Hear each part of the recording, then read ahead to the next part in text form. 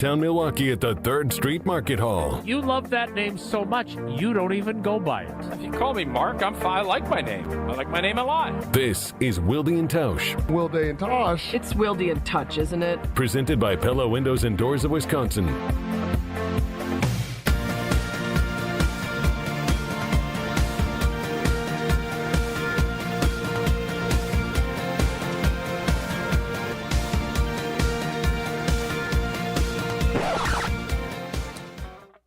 Everybody's ego takes a shot on this show. You gotta keep your chill with Jim, Matt, and Molly.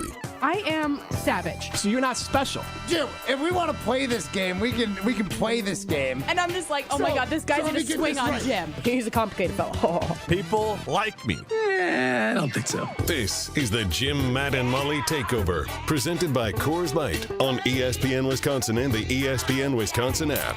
We're learning a lot about each other. We got Homer, Matt Hamilton. Yeah. We have Pessimist Molly. No. Realist. and then contrarian. Total. Jim Rutledge here. Jim's an onion. You got to peel back the layers to get to the good part. Love, Goff, and Darnold are unique names. Williams is a very generic name. Almost as generic as Brown. I totally understand. Could it be possible you guys are the best show in ESPN Wisconsin, the whole state? Yeah, obviously. It's Possible. Anything's possible. You're the best. Broadcasting live from the Everlight Solar Studio in downtown Madison. Alongside gold medalist Matt Hamilton and downtown Molly Brown, here's Jim Rutledge. It is Jim, Matt, and Molly, the takeover of Wilde and Tausch. Good morning, ESPN Wisconsin, Beaver Dam, Milwaukee, and Madison. I am Jim Rutledge. This show is often presented by Coors Light. As the mountains are blue, you know what to do. And that's crush a Coors Light. That's right. I have the power. We are in the Ho Chunk Gaming 1917 Club today as we are here for a Upper Deck event at Camp Randall. Matt and I have not had our chances to get out and take some swings, but people here are ready. The experience looks blue chip, and we are excited for it. I'm alongside Olympic gold medalist Matt Hamilton and Molly Brown. Not an Olympian, but still a winner. Apparently not a golfer either, because you didn't include me in potentially going to go take some swings out of Camp Randall. Did you want to? I mean, I've thought about it, but I'm also very nervous. I'm just trying to survey the land and see how many people are on each of, like, the tee box things. Because if there's people there, probably not. But if it's just you guys, I'll take a couple swings, because then I won't be embarrassed. Daniel Landscaper coming in hot on the Carbo Stock text line 844-770-3776. This is more. Says he'd like to start the day off by saying the Cubs still suck. Well, Thanks, Daniel Landscaper. They're one game behind the Milwaukee Brewers for the best record in the National League. They are tied with the Milwaukee Brewers at 4 games apiece of 8 games played so far in their series. There's 5 games left at Wrigley Field. And you know what I just saw? I saw that ESPN called the Milwaukee Brewers and the Chicago Cubs losers at the deadline, which is true. I did this yesterday on the show. Moves we made? I am holding both teams, and you can follow at Jim, Matt, and Molly to see the video from yesterday. I said yesterday when we kicked off the show at 4 o'clock, if the Cubs don't add a top-of-the-rotation starter, it was a failure at the deadline. It means that they were not serious about winning the World Series. They just wanted to win the division. And I want to get to some audio from Gabe Neitzel from yesterday morning on Jen, Gabe, and Chewy on ESPN Milwaukee, where it wasn't so much the 4 o'clock, 4 to 5 o'clock deadline time that the Brewers failed. They failed earlier by not adding a bat. But I want to get to ESPN Matt Hamilton. And it says here, the Brewers are hardly losers in the big picture. And that's why the Brewers and Cubs both fall into the other loser category. But, you can make a case that, they added Brandon Woodruff and Jacob Mizorowski is a nice addition. They did get reliever Shelby Miller from the Diamondbacks. He's having a good year. But you're relying on Andrew Vaughn, who was terrible with the White Sox prior to joining the Brewers, as they got him for a song. Love that turnaround. Love that phrase, get him for a song. Ryan O'Hearn would have been a nice addition, capable of playing first base or outfield and improving the bench, but he was dealt to the Padres. That's interesting with Jackson Churio dealing with a hamstring issue. The Brewers are battling the Cubs for the division title.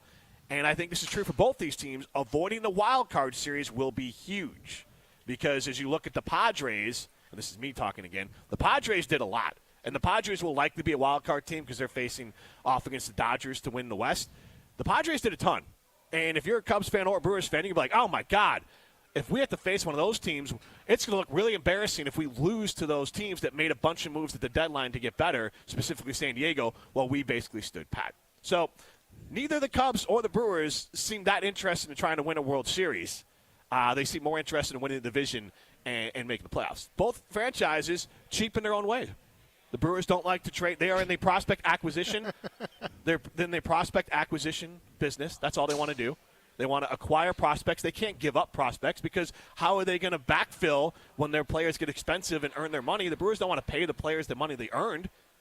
They want to pay players ahead of time, like Jackson Churio. That's what I mean. But that's like Jackson Churio. But quickly, they want to sign a guy like Jackson Churio or Jacob Mizrowski to deals so they can underpay them. Because then when they get market value, they want to move on. But to be fair, as if you're new to ESPN Wisconsin, I'm a Cubs fan, the Cubs just did the same damn thing. They're worried about losing Kyle Tucker. They don't want to pay him. Now, the threshold's different. They don't want to pay him $500 million. That's like 7 payrolls for the Brewers. They don't want to pay him that, so they don't want to trade their top prospects because they want to have cheap replacements, some top-end players to replace them, so they didn't go get a pitcher.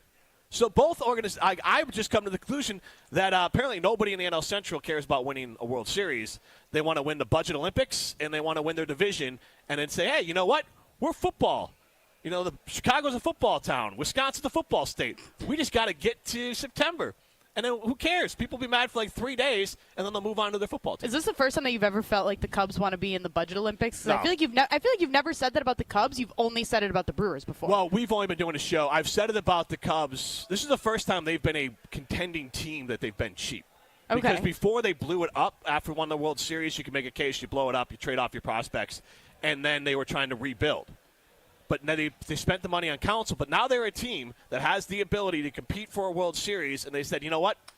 We're not going to do it. So they are actually in the position to make a run for the first time in a few years because the last time they did spend the money. They did make the trades. They brought in Aroldis Chapman. They did all those things. This time around they didn't.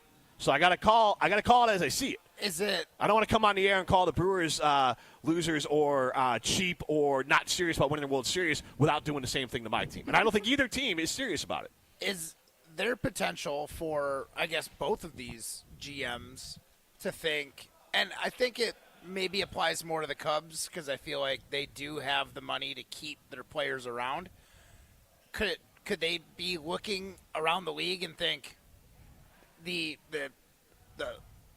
trade prospects that we could have gotten weren't true like scale tippers, so we're probably not quite ready to win the World Series? I love that question, and I want to get to it in a second. But I think there was one that was available for a price, a very good price, and we can hear from Gabe Neitzel, who is on ESPN Milwaukee every morning. John Gabe and Chewy. He was on yesterday, and he had some great thoughts on the Brewers not acquiring the biggest bat at the deadline. Not quite for a song, but not quite the price I think people were expecting. Let's hear Gabe.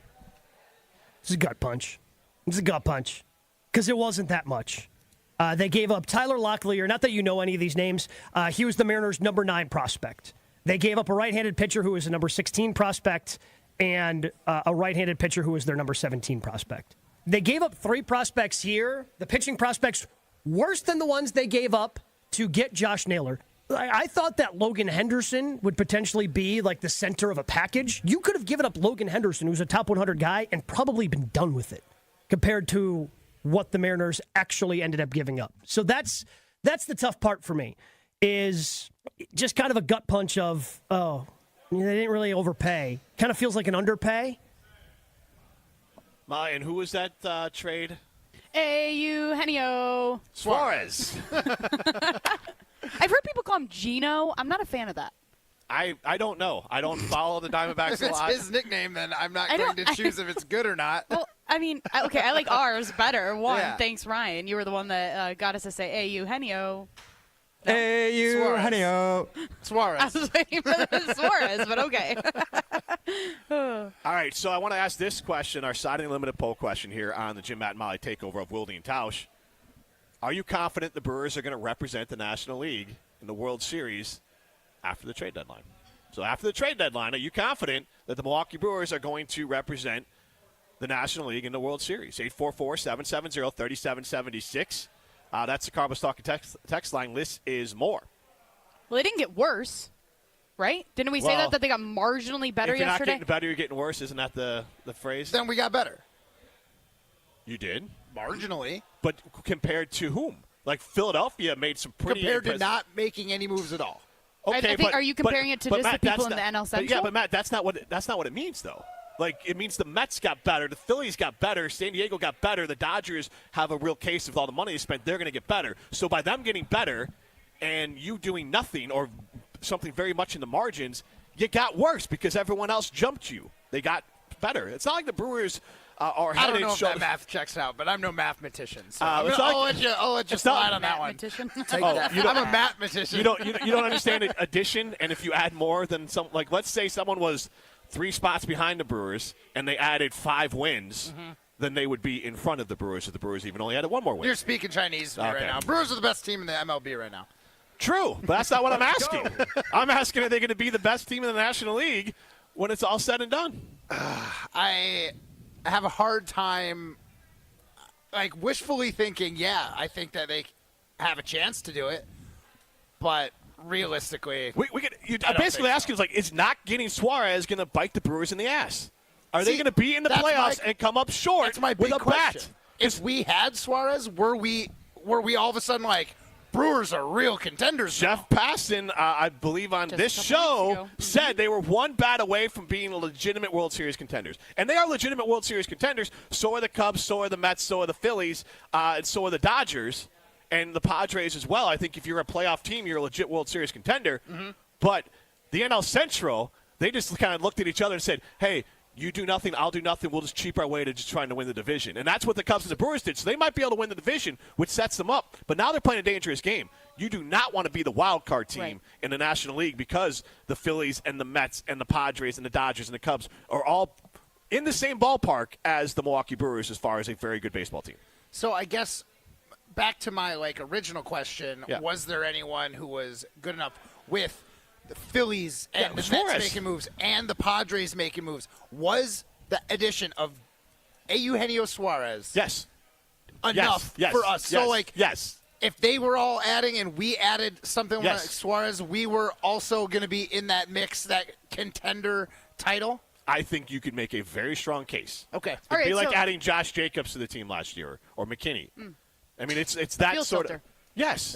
Yeah, he's a field tilter. And also – I feel like you could add up the starting infield for the Brewers, and they don't have as many home runs or power numbers as Suarez has.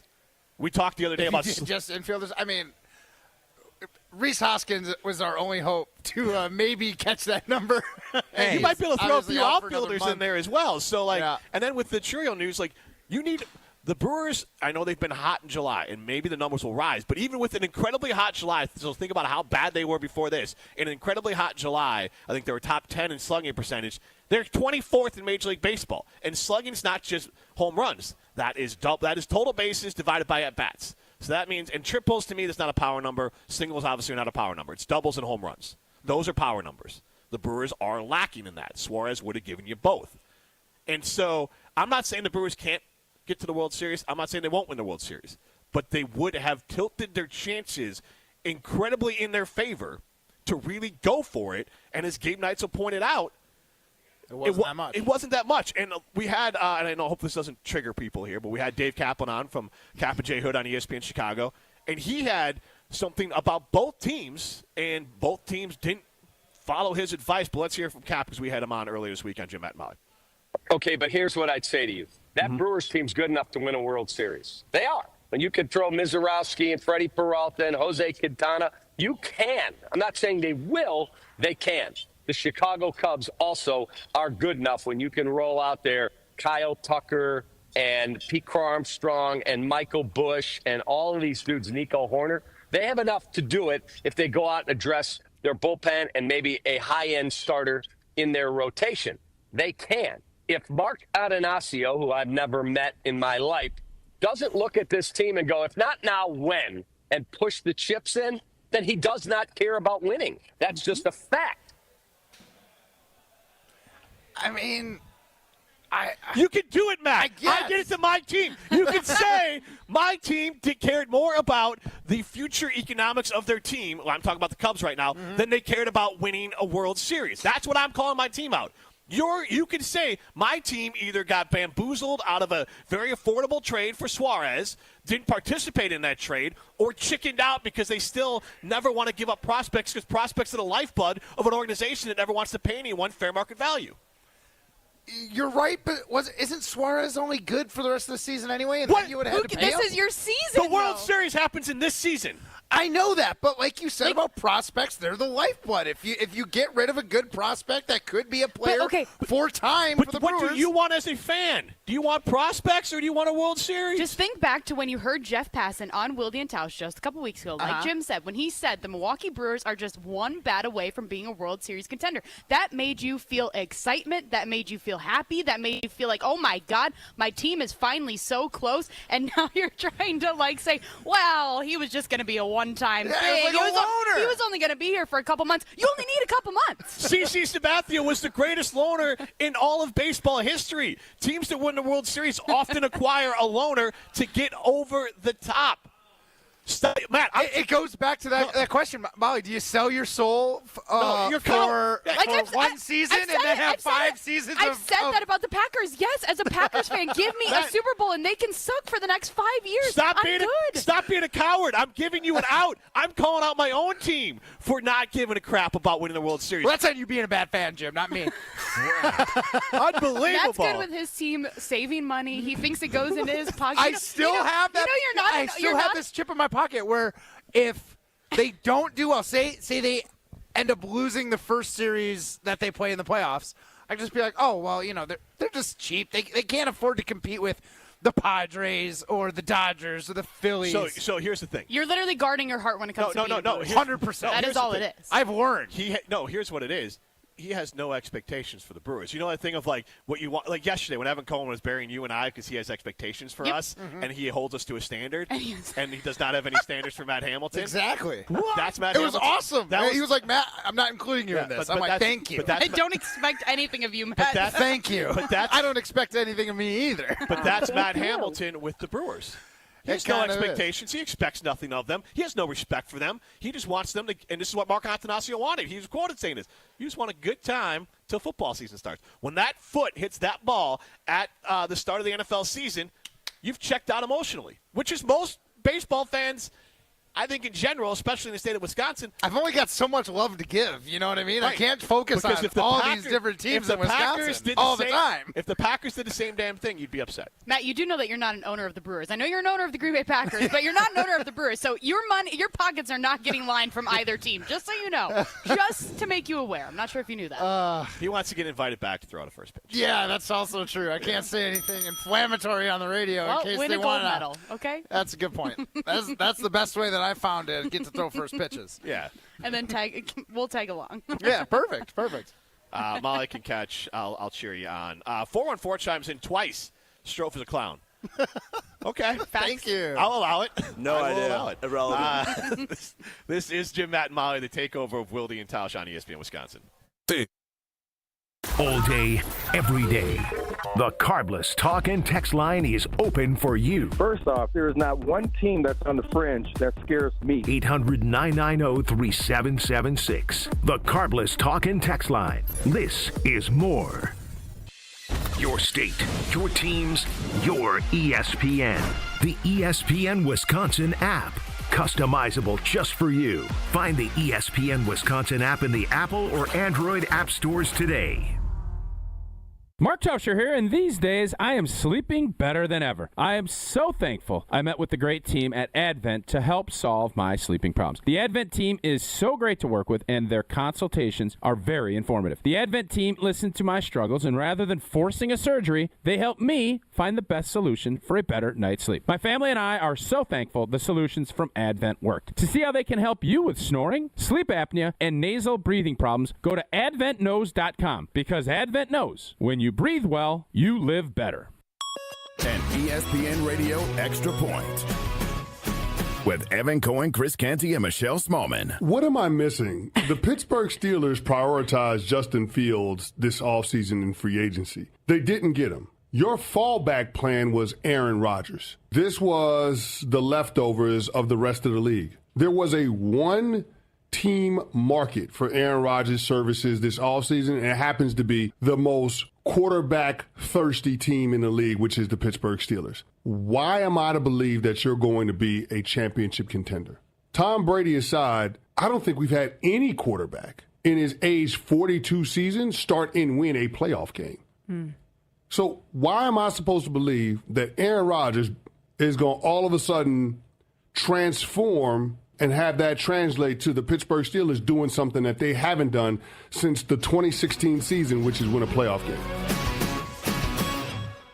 With Robinhood, not only can you trade individual stocks and ETFs, you can also seamlessly buy and sell crypto at low costs. Trade all in one place. Get started now on Robinhood. Trading crypto involves significant risk. Crypto trading is offered through an account with Robinhood Crypto LLC. Robinhood Crypto is licensed to engage in virtual currency business activity by the New York State Department of Financial Services. Crypto held through Robinhood Crypto is not FDIC insured or SIPC protected. Investing involves risk, including loss of principal. Securities trading is offered through an account with Robinhood Financial LLC, member SIPC, a registered broker-dealer.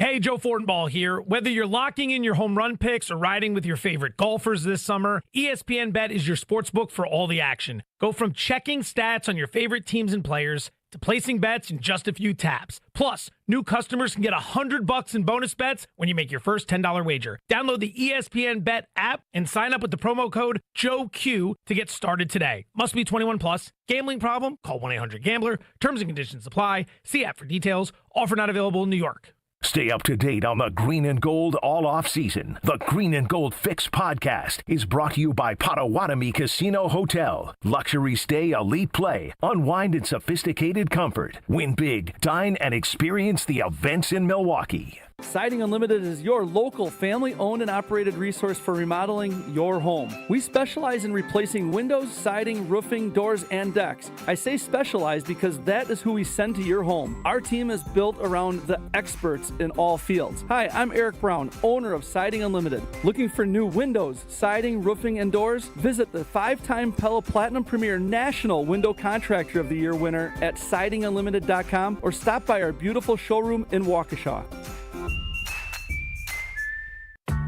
When you're high, you feel different. Pretty obvious, right? You think different, talk different, but if you feel different, you drive different. So if you're high, just don't drive. Brought to you by NHTSA and the Ad Council.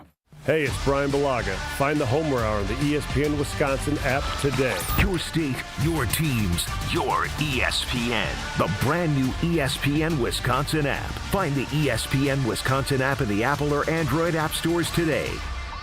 You're listening to Wilde and Tausch on 94.5 ESPN. Presented by Pella Windows and Doors of Wisconsin and sponsored by American Family Insurance.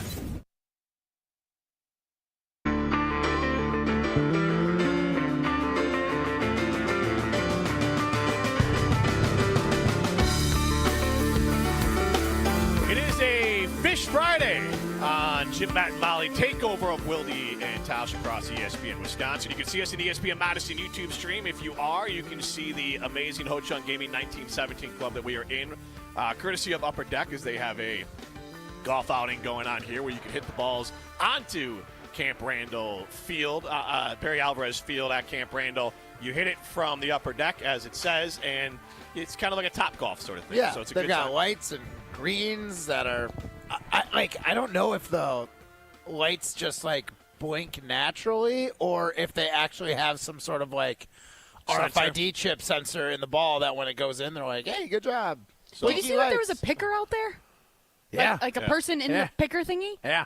That's crazy. So if you That'd go be my play new target. Yeah. Forget the green. It's the picker. I don't know if his cart will light up or not, but worth a shot. It lights up black.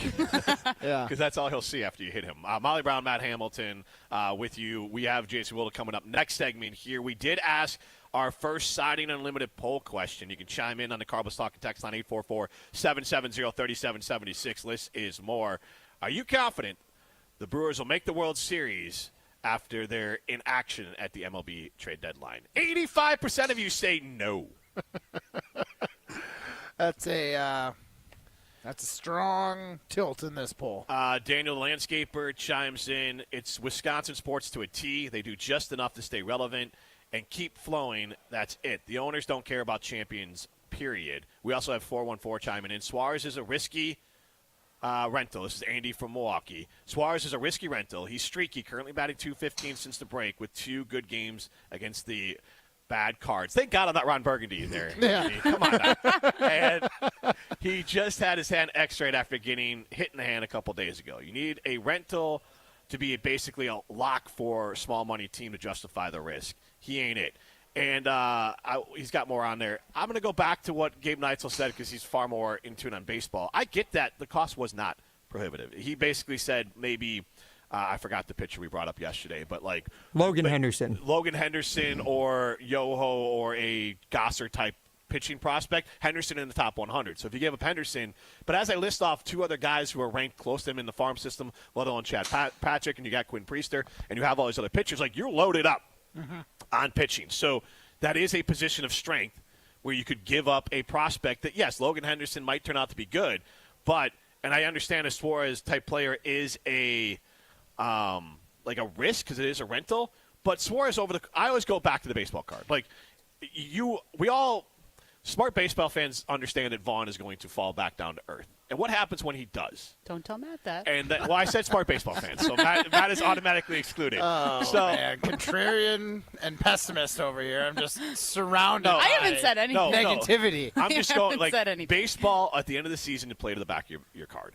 And Suarez might regress some. I don't even care about the average for him. The Brewers need pop because all we do is talk about pitching, how great the pitching is for the Brewers.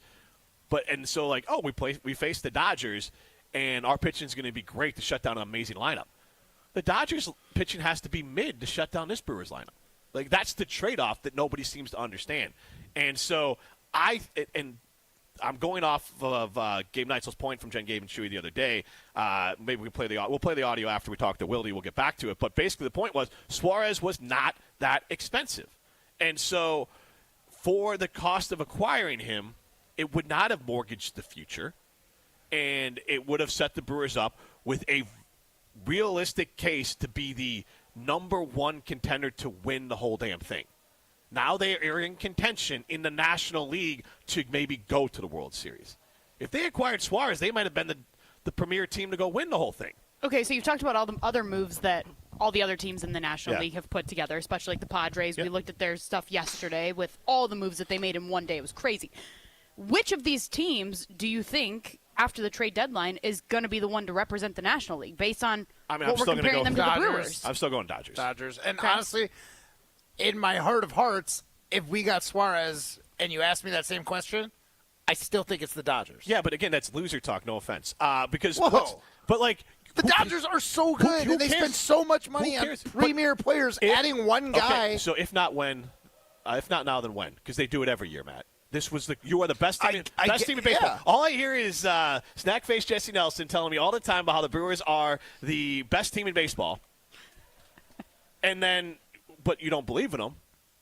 Because if you're the best team in baseball and you had the best bat at the trade deadline, then you feel like, you know what, Dodgers, and your money, we are going to win the Budget Olympics this year. We are going to be that Hamilton team that came out of nowhere, through the trials of the Olympics. You guys were a surprise, right, when you guys won the gold, compared to you were down to your last chance. Yes. Yep.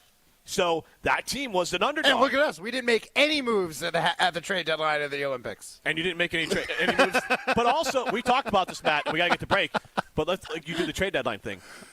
Every year is not promised. Right. You kind of indicated that your team that finished in 4th place at the Olympics last time around was maybe a better technically team than the one that won the gold, but the one that won the gold had luck is the residue of design. You're not luck. Like you put yourself in that position. Yeah. You put yourself in the position to get the right breaks, and I don't even want to say luck, but luck is when preparation meets opportunity. Yes. And sometimes it can work against you, that you might have had a better team when you finished 4th, but that team is not the team that won the gold.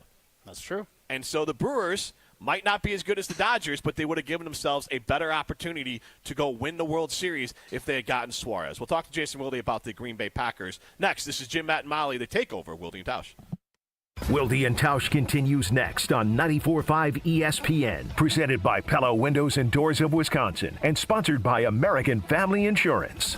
It's Jason Wilde from Wilde and Tausch. Upgrade your industrial supply services with Lakeland Supply, your trusted ISO certified partner for custom packaging, shipping supplies, janitorial, and safety supply solutions. With over 40 years of industry excellence, Lakeland Supply is a proven one-stop source with over 95% of their products made in the U.S., and they treat their customers like family. Personalized service with a national reach. That's what Lakeland Supply does. Visit lakelandsupply.com to discover how they can make your business better.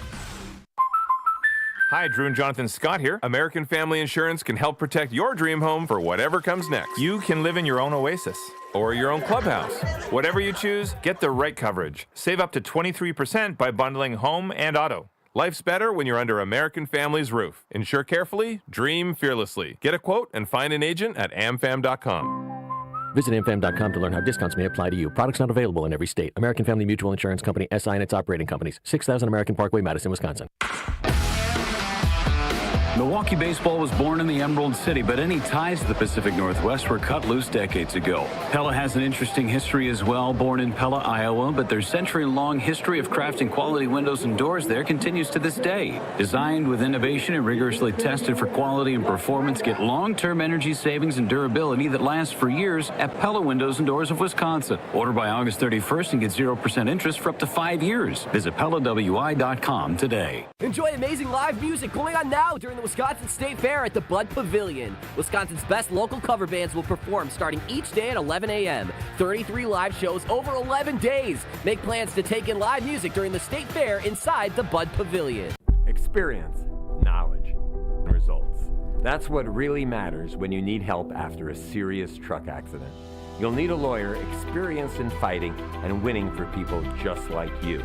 Gruber Law Offices has the resources, strong track record of success, and a team of experienced lawyers to take care of your needs. We've successfully helped people injured in big truck accidents for more than 35 years. Gruber Law Offices. One call, that's all.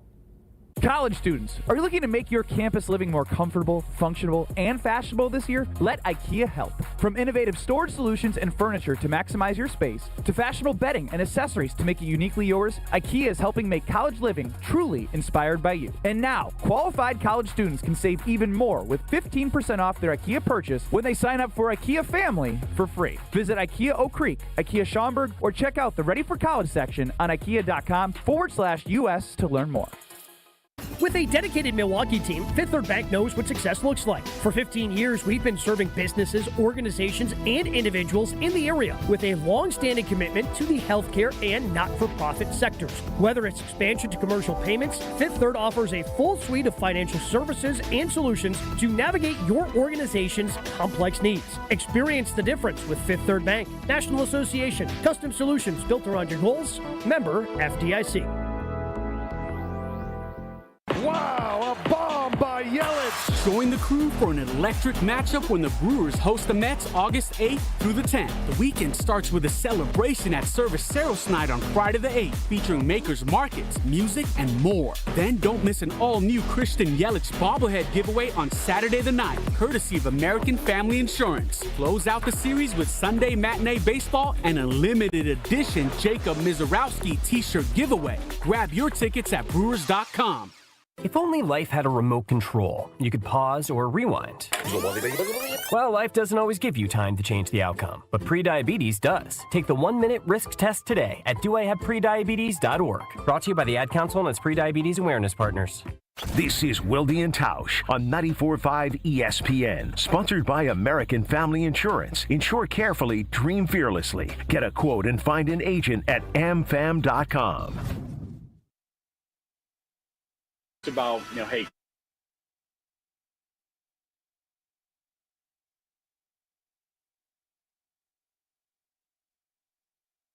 Quick question. You are one of one. 3-time Wisconsin Sports Writer of the Year. Help me understand a little bit more clearly what you're asking. Did you ever hear it called Don't Go Jason Waterfalls?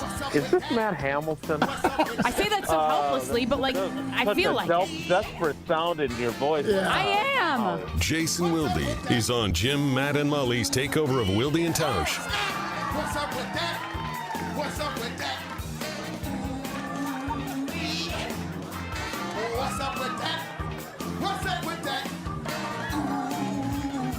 The Jim, Matt, and Molly takeover of Wilde and Tausch continues. Primetime overtime back at the Everlight Solar Studio. Jim Rutledge, Matt Hamilton, Molly Brown with you at Camp Randall for the Upper Deck event.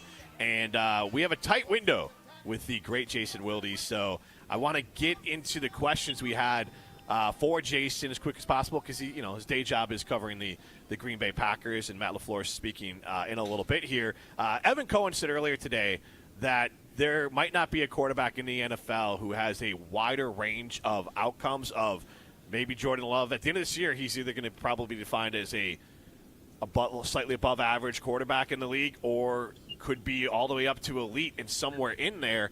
And there's probably not a quarterback that you could make that sort of broad statement about. Because look in the North, Caleb's not going to be called the best no matter what he does this year. Neither would J.J. McCarthy. I doubt nobody expects Jared Goff to take that step. So even in the division, the one guy who we kind of know the floor, we just don't know the ceiling, and has the widest range of outcomes is Jordan Love. What do you think of that statement? Well, even though it's from Evan Cohen, I like it.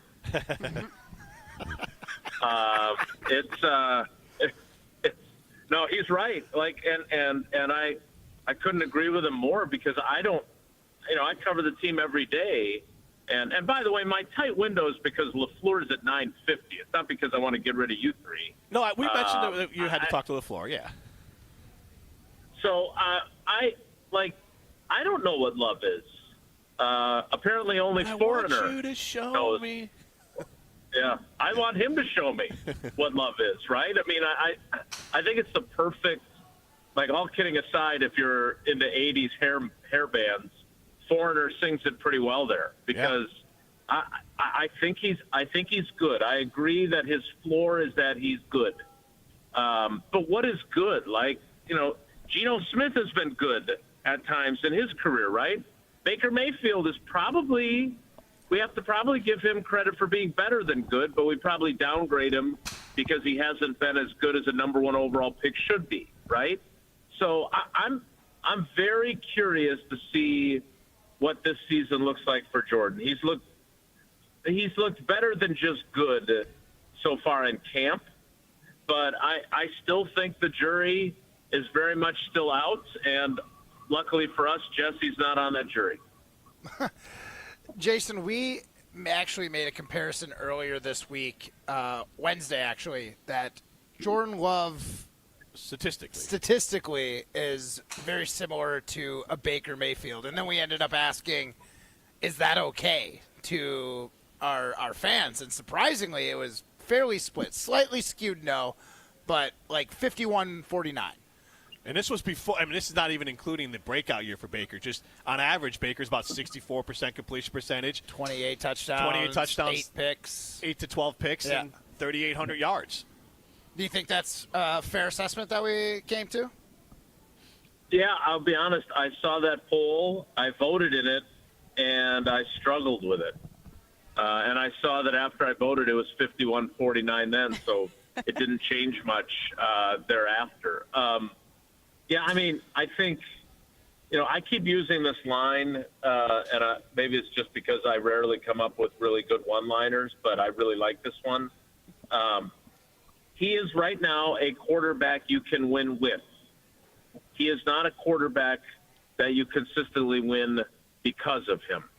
And so I'm very eager to see if, kind of going back to what Evan was saying, if he's going to become a guy that you win more frequently because of than you have to this point. Look, he was great in Dallas in that playoff game.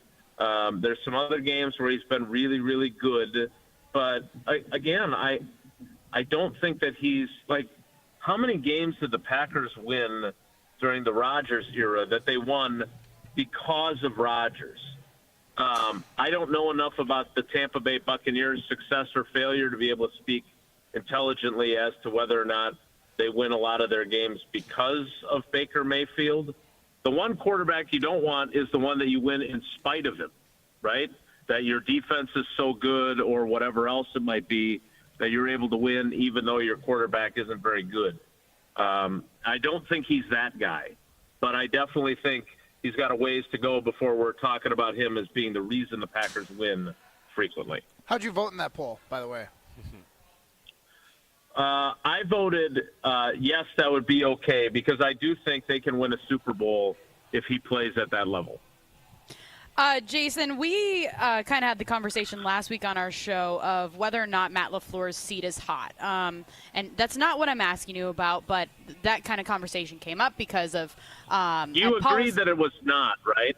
You guys agreed eventually that I believe they tried to convince me. No, Matt. No. The point was there is a scenario, unlikely, but there is a scenario. His seat's warm. We can't deny that his seat is warm. Jason gave the best answer when we asked him about it before. Was that most likely scenario is that the Packers might just extend these guys by a year each next year, and then all of a sudden they can kick it down the road and see what happens. Yes, but again, that's not what my question is. But just all of the stories that are coming out from training camp just this week alone with the Rasheed Walker's fight and the teammates running after, with him, and just everything that's coming out about Packers training camp and the way that LaFleur is kind of approaching this year's training camp, at least from the outside looking in, that we're hearing.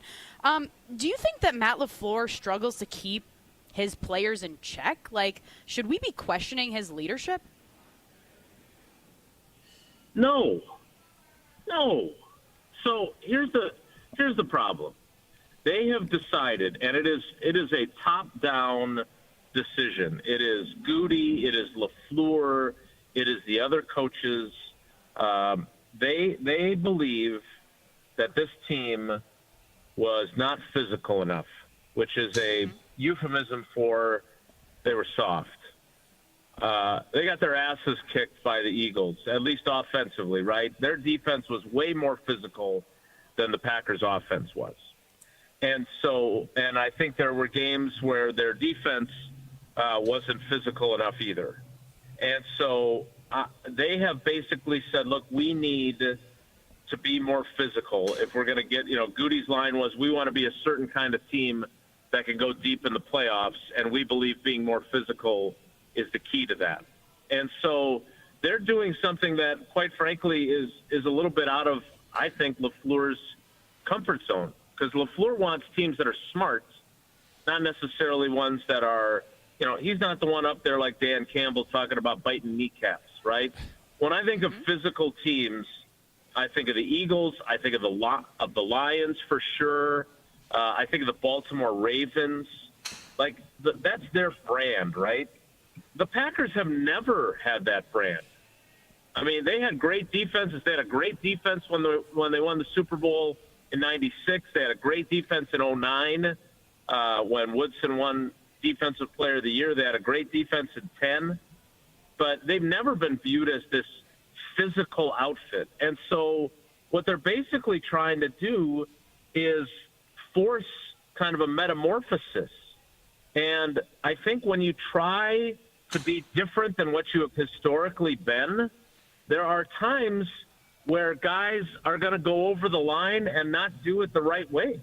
And they signed Nate Hobbs to be exactly who Nate Hobbs has been. Now, I personally don't want him hurting my own guys. And, they can spin the Marshawn Lloyd injury however they want and say, well, it wasn't really caused by that hit, which I'm not sure I believe. But they can spin that. But the fact of the matter is the stuff he's doing is exactly his brand. That's why they signed him. Rasheed putting J.J. Enagbare on his back, that stuff happens in camp. I personally don't have a problem with making him run a lap. I know it seems juvenile, but the outcome was really good for connectivity with their team. So I guess I look at it as there's been a couple of little fires that have come up, but I don't think this is some sort of inferno that we should be sitting here going, this guy can't control his team. I think that's preposterous. Jason, I know you got to get to LaFleur here, so you can end it whenever you need to, but going back to the Love conversation, that he's kind of proven he's a guy you can win with, maybe not because of that. Because of is the unknown part. But when I look at the Packers roster, it seems like they've built the roster with this combination of young players who need to step up, and mainly on offense, as a roster that's really designed for a quarterback that you can win because of. And, that's the disconnect I see between this team, is that the Packers didn't go out and do what Baker Mayfield had, where he's loaded up with a ton of weapons, and like made Baker Mayfield from, mid or slightly above average to last year, he was elite. And I think the Packers are building a roster like Jordan Love is already elite. Yeah, I think that's fair. Now, I would also add this. I think they've loaded up with a bunch of really good weapons for them that just haven't fully matured. And I think that's kind of the differentiation there is I think they've got a bunch of great guys that are going to be really good. They just haven't been consistently. But that goes back to what we've talked about for months on end now, which is, maybe they're good, maybe they're not, but we've seen only glimpses. And if they become these consistent guys that play at that level consistently, then they're going to be fine. And if they don't, they're going to be pedestrian, and they're going to be making the playoffs and getting booted in the first round, and they're going to get one-year extensions for these guys. And sooner or later, we're going to get to the point where we're going to question the way Goody has built this team and whether it's built to just be competitive or built to win. Awesome stuff, Jason. I know you got to go talk to Coach LaFleur. Make sure to ask him his question to see if are you tough enough to run this team. Tell him hello for me, too. Does your seat feel warm, and have you lost control of the team Please 8 days do. into training camp? They're on the list. Says hi. I got you guys. All right, and Matt Hamilton says hi. Did you know we won the gold medal? Yeah, I'll do that too. Thank you. Thank you. All right, guys. Take care. Be good. That is Jason Wilde taking the time to join his own show, Wilde and Tausch. He's going to talk to Matt LaFleur. I'm sure we'll have some audio from that. After he does that, this is Jim, Matt, and Molly Takeover, Wilde and Tausch. Breaking news from Diana Rossini.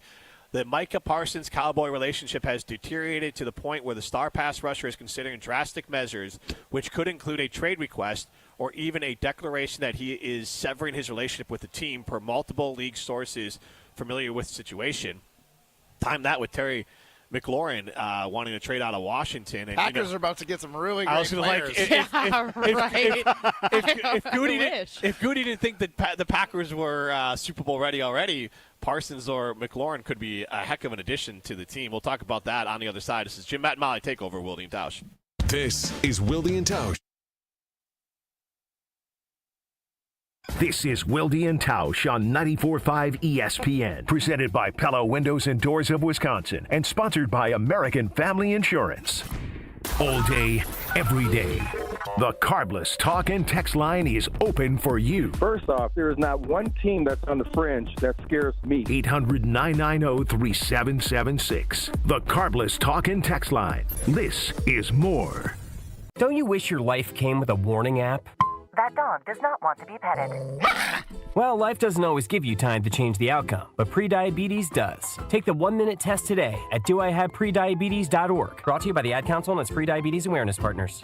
Hi, I'm Brittany Miller from Big Frog Custom T-Shirts and more. Custom T-shirts, sweatshirts, jackets, hats, you name it, we can do it. Big Frog Custom T-Shirts and more is family owned and all about celebrating life's big moments. Maybe it's a milestone birthday, a celebration for your child's first goal, or that work fundraising event. We are everyone's printer. No minimum orders, affordable designs, and help straight from me and our team. We're the one-stop shop for all your custom needs. Start your project today at bigfrog.com/Mequon. For your next night out, revel in the fusion of artistry and flavor with Sushi at St. Kate, offering guests an elevated experience where freshness and creativity converge in every bite. St. Kate the Arts Hotel introduces an exciting new sushi menu to its culinary repertoire. Indulge in the finest seafood, freshest ingredients, and expert craftsmanship for an inspired and delectable dining journey. Experience the art of sushi at St. Kate and learn more at stkatearts.com. Step right up and gaze into my crystal ball.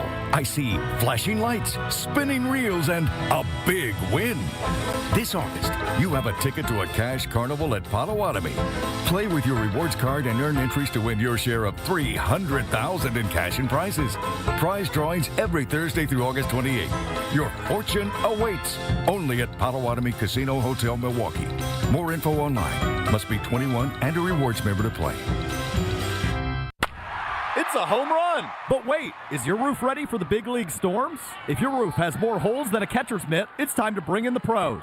At Avondale Roofing, we've been handling leaks, repairs, and full replacements with major league precision for over 30 years. And as a GAF Master Elite certified contractor, we bring top-tier quality and proven performance to every job. Whether it's a quick patch-up or full upgrade, our team steps up to the plate and knocks it out of the park every time. You're out! Don't wait till water's in your dugout. Call Avondale Roofing today and keep your home in the win column. When you're at State Fair this year, be sure to check out the Bank 5-9 main stage featuring amazing acts like Boys to Men, Gabriel Fluffy Iglesias, and Darius Rucker. Tickets are on sale now. Bank 5-9 is a proud sponsor of the fair and a proud supporter of the local Wisconsin communities they have served since 1859. So grab your bucket of lemonade or beer, something on a stick, and join Bank 5-9 between July 31st and August 10th. Member FDIC. Looking for a totally rad flavor adventure, brochachos? Look no further than Surfer Boy Pizza as seen in Stranger Things. Each mouth-watering variety contains rich tomato sauce, delicious mozzarella cheese, and a gnarly range of toppings. The crust is crispy on the outside and airy on the inside. You'll think it was hand-tossed by the Surfer Boy Pizza dudes themselves. Look for it in the freezer aisle at your local store and buckle up your taste buds with Surfer Boy Pizza.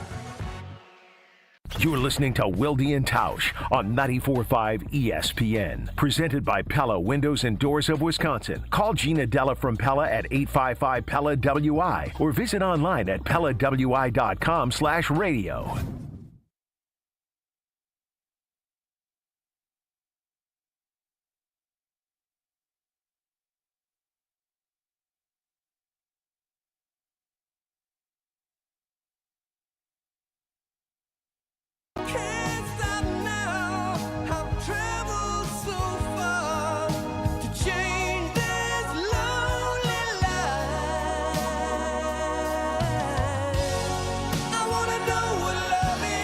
Matt Hamilton. I don't do karaoke on the radio. I just imagine you like singing into like your curling broom as you're like at home. But I love that Matt's like, but he fancies himself like a professional karaoke. Like, I don't give it away for free. Well, no. I'm a terrible singer, and I don't have enough liquid courage right now to go on the radio. Drink your water. That's not the liquid courage I'm looking for. He needs a Coors Light. Exactly. Molly Brown, Matt Hamilton, Jim Rutledge with you. We are at Camp Randall for their Upper Deck event. We are hanging out in the Ho Chunk Gaming 1917 Club. It's fantastic up here. We're having a good time. We're taking over for Wilde and Tausch. This is Jim, Matt, and Molly. Primetime Laura Shine back at the Everlight Solar Studio. You get into the show, 844-770-3776. Molly, you touched on a poll question we asked the other day. And it's a side of them with a poll question we can revisit with the fans listening right now. Would you be okay if Jordan Love turns out to be as good of a QB as Baker Mayfield, or at least that sort of level QB? And the reason why we asked that question is that we were just kind of – I forget exactly why we were looking at Baker Mayfield's stats, but these numbers sound familiar. Honestly, if you were a casual Packer fan, you might assume these are Jordan Love's numbers. Now, Baker Mayfield, as a true rookie, completed 64% of his passes for 3,700 yards, 27 touchdowns, 14 interceptions. That is absolutely a sweet spot of Jordan Love numbers, right? I mean, maybe a little high in the picks, but he threw 12 and he missed 3 games last year. Not 14. He threw 11 last year. 11 and he missed 3 games last year. Not 14. I think it's pretty on point. Also, Baker did it in year 1 in the league, not year 4. Let's remember, that was probably a 16-game season, too, so he had one less. Oh, my God. Like, you are probably the worst person for your wife to argue. And I'm this way at my own house. Let's just peek behind the curtain a little bit, right? Yeah. I get so defensive, like, only towards my husband. Everybody else, I'm like, oh, you're trying to make me better. You're trying to, positively critique me. With my husband, I'm like, good God, like, let's fight. That's what you're doing right now. That is what you're doing. You're not wrong. It's pretty accurate. Come at me, bro. Well, because the other part of it is, pull back the curtain completely, Matt is in his feels because he doesn't want to upset anyone in Milwaukee because he agreed with all this 2 days ago. But now he's on in Milwaukee. He's like, no. I have to be Homer Matt Hamilton. The outlier here is the Browns' second season. He completed only 60% of his passes through 22 touchdowns, 21 interceptions. Jordan Love has never had a season like that. I don't think he will. But then, honestly, if you took away his worst season, 2019, and his best season, 2024, that's where these numbers seem similar. So if we took away 2019 and went from 2018 to 2020, 63% completion percentage, 3,500 yards, 26 touchdowns, 8 interceptions, obviously better interceptions than Jordan Love's ever done. But otherwise, that seems pretty on point. Now, his last year with the Browns wasn't great. But 61%, 3,000 yards, 17 touchdowns, 13 picks. He clearly was hurt that year. He comes back with the Bucs, 64, 4,000, 28, and 10. So if you kind of average those numbers out, ballparking it, it's around 64% completion percentage, 3,800 yards, 27 touchdowns, and we'll call it 11 picks. A QB rating of 94. That's essentially who Jordan Love is. If you just took away Baker Mayfield's worst season and his best season and averaged out the rest, it's pretty close. Yeah, I'll give you that. Just give me last year's Baker Mayfield. I'm not Jordan Love. But if you want that, wait, would you take the picks along with it? Because last year, 41 touchdowns, 4,500 yards, 16 picks, 71 completion percentage. I get that, but 16 it's picks better than is a lot. last year.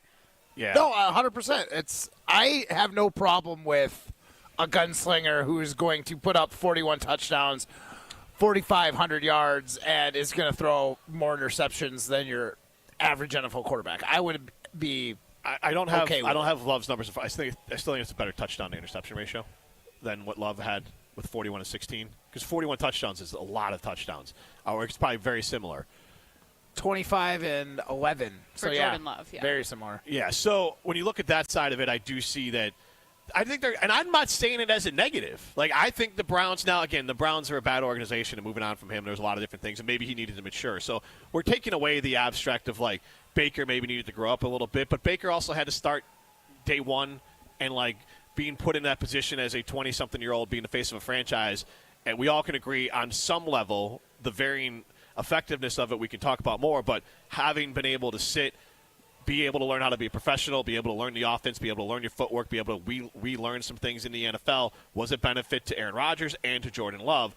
We can't simultaneously talk about how great the Packers are developing quarterbacks, but letting them sit and not acknowledging letting them sit gave them a head start. So Jordan Love, I don't think will have the volatility of that really bad season or some of the maturity issues because he's already mature by the time he's a starter. But I think continuing to get Baker Mayfield level numbers out of Jordan Love, the key would be, and this is what I talked about with Wilde, is then building a roster like Baker has. Yeah. And getting him more playmakers. Okay, and do you trust Brian Gutekunst to do that? No, I think, and this is the disconnect, because I think the Packers think that Jordan Love is Aaron Rodgers when he might be Baker Mayfield. And you can win or go to a Super Bowl with both. You want to go Jared Goff as well, that's fine. Jared Goff has gone to a Super Bowl. Does anybody actually believe that Jordan Love is Aaron Rodgers? I think the Packers I don't think I've ever met anybody. I think the Packers think he's going to make that jump.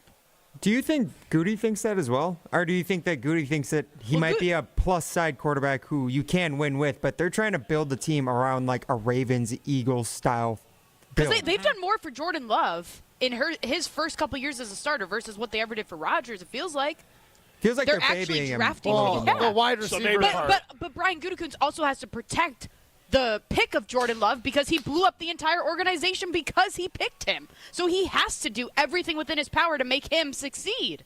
Because if not, everybody's going to say, you gave up Aaron Rodgers, MVP Aaron Rodgers, you drafted Jordan Love for, you did all this to get this guy that's not actually becoming who you thought he was going to be? No, he doesn't want that. He has too much pride. And again, to be clear, Jordan Love, and I agree with what Wilde said, at a bare minimum is a above-average quarterback in the NFL. We know his floor, and his floor is a above-average quarterback in the NFL.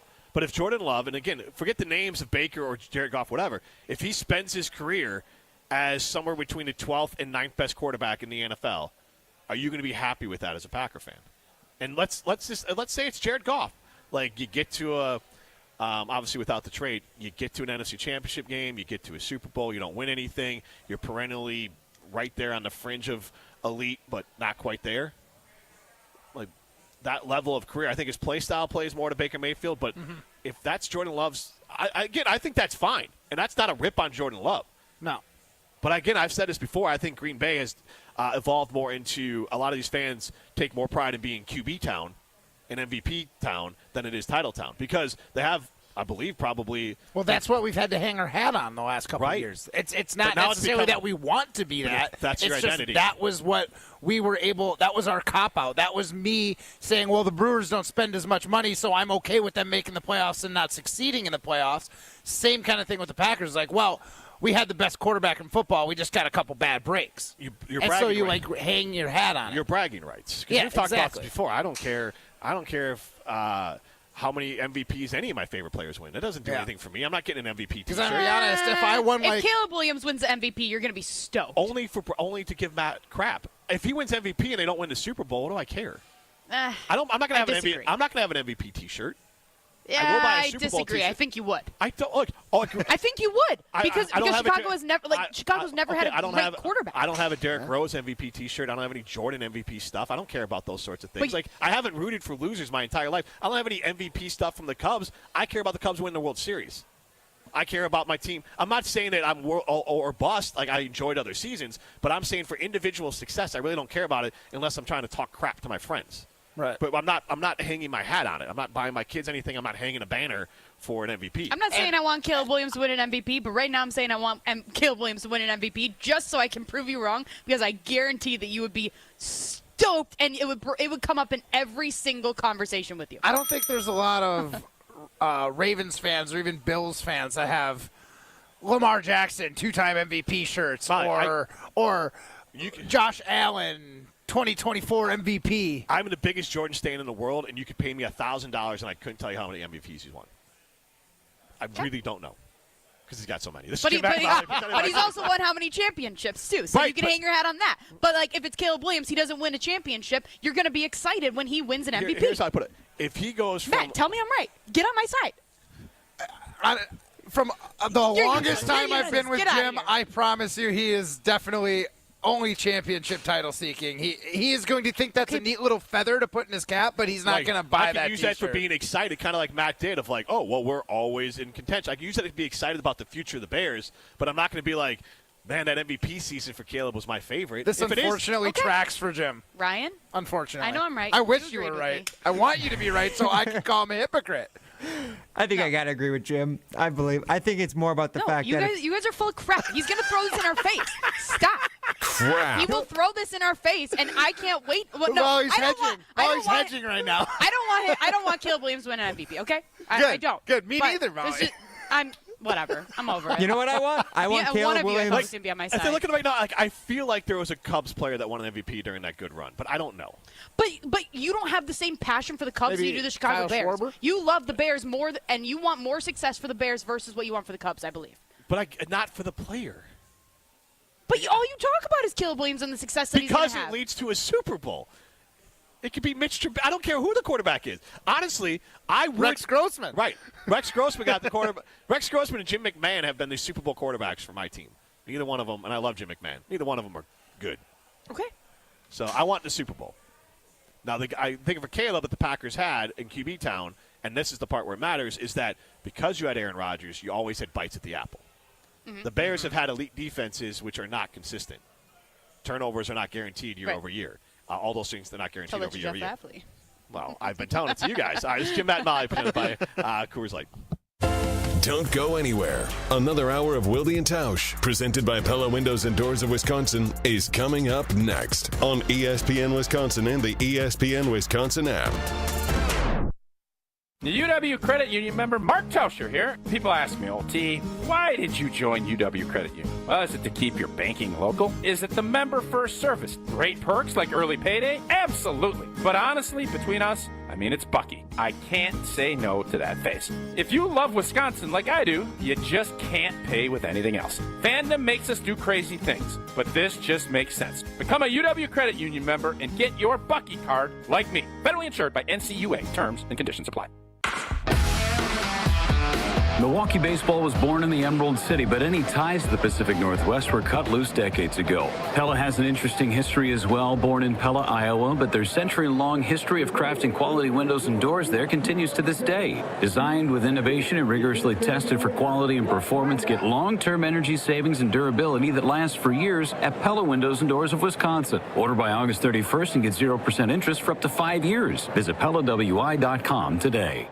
The deals are heating up at the Summer Savings Event all summer long at Cunis. Get the hottest savings of the year at nearby Milwaukee Metro Cunis locations in Oak Creek, Greenfield, and the new Cunis Hope Chevrolet on West Metro Auto Mall. We have sizzling new vehicle specials on the most popular cars, trucks, and SUVs from Chevrolet, Buick, and GMC. Or with one of our 10 pre-owned super specials, you'll be swimming in a pool of savings. Plus, keep your vehicle refreshed with our service specials on brakes, tires, and oil changes.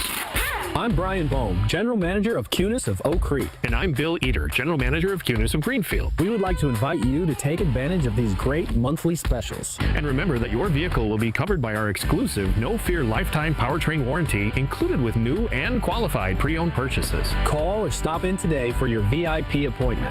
Get outside and enjoy the Summer Savings Event at Cunis. Start your search online at CunisMilwaukee.com. Hey, this is Jen Latta. You're listening to 94.5 ESPN, WKTI, and WKTI HD Milwaukee. A locally owned Good Karma brand station.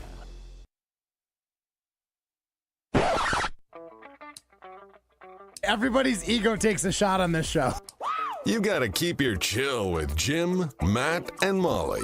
I am savage. So you're not special. Jim, if we want to play this game, we can play this game. And I'm just like, oh my God, this guy's gonna swing on Jim. He's a complicated fellow. People like me. I don't think so. This is the Jim, Matt, and Molly Takeover, presented by Coors Light on ESPN Wisconsin and the ESPN Wisconsin app.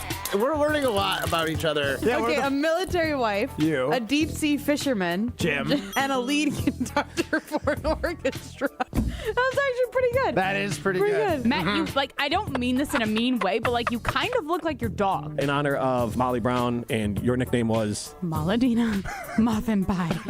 Savage. Why are we not making Foo-Foo say Foo-Foo constantly? Daddy, don't call me Jimmy anymore. Yes, it makes me feel better that you were like this the entire time. Broadcasting live from the Everlight Solar Studio in downtown Madison, alongside gold medalist Matt Hamilton and downtown Molly Brown, here's Jim Rutledge.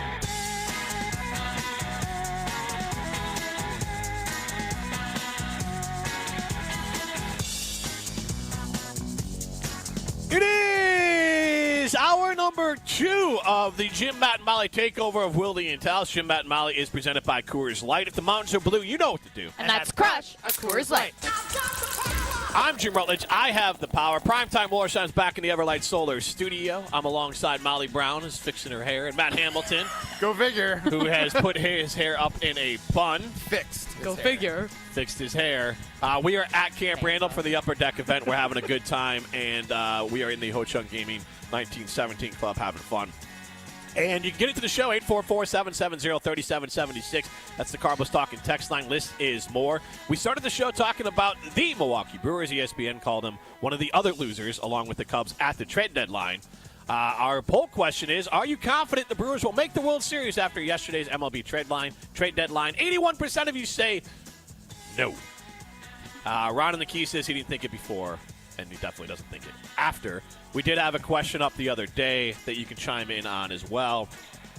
Would you be happy if Jordan Love turned out to be as good of a QB as Baker Mayfield? Because if you took out the best and worst seasons of Baker Mayfield as a full-time starter, the stats are pretty similar.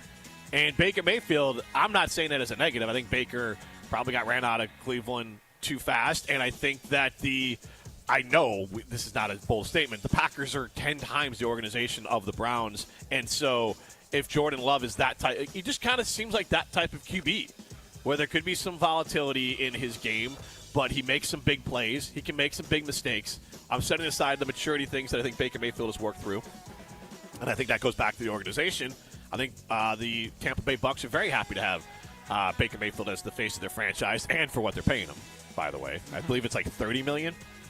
Instead of 55.5. But that aside, So maybe we should add that little asterisk to it. Would you be happy if the Packers were paying Jordan Love Baker Mayfield money? It would make it a lot Because he's more. playing like Baker. Right. He's getting paid like Aaron Rodgers, playing like Baker Mayfield. Is he getting paid more than what was Aaron Rodgers' highest contract? I would when he was imagine. with the Packers? Yeah, because every year they go up. I mean, so yeah, I understand that. I mean, look, at least not the Cowboys paying. Dak Prescott $60 million. And now you've upset Micah Parsons to the point where he's either asked for a trade or not show up for the Cowboys. And we also have the Commanders. The Commanders, Washington Commanders. Terry McLaurin is asking to be traded away from the Washington Commanders, and I find that interesting, and I want to throw it out to everyone right now. And don't do the initial, no, our receivers are good. I think Scary Terry could be, if we think Jordan Love is Baker Mayfield, Jared Goff level, Scary Terry could elevate this team. He could be Jordan Love's Mike Evans. They go from where I think Baker Mayfield. You know, Yes, making the we comparison. got it. Well, you laughed at me like I was crazy. No, just yeah. I think if they added McLaurin, they would go from a team right now who I think is viewed similar to Minnesota, where you're like, could be third, maybe win the division, probably either second or third. That's where the Packers and Minnesota, I think, fit. Mm-hmm. Different question marks. Minnesota's roster is elite. ESPN just said Minnesota has the best coaching staff in all of football. I think they had the Packers at 10. So there's that side of it. And then you go to the Lions right now are, I think, still viewed as the clear-cut favorite to win the division. Because, you lose some coordinators, which is important, but if you go from 15 wins to 11, it's still probably putting you in pretty good. They have far to fall. If you just look at the talent on the field. I was going to say, they have a good roster and they have a good head coach. You have to have pretty bad coaches to make a talented roster like that look exactly. bad. But if the Packers added someone like Scary Terry, then I think that can make a case to elevate them to be the favorite to win the North. For sure. Clear-cut number one.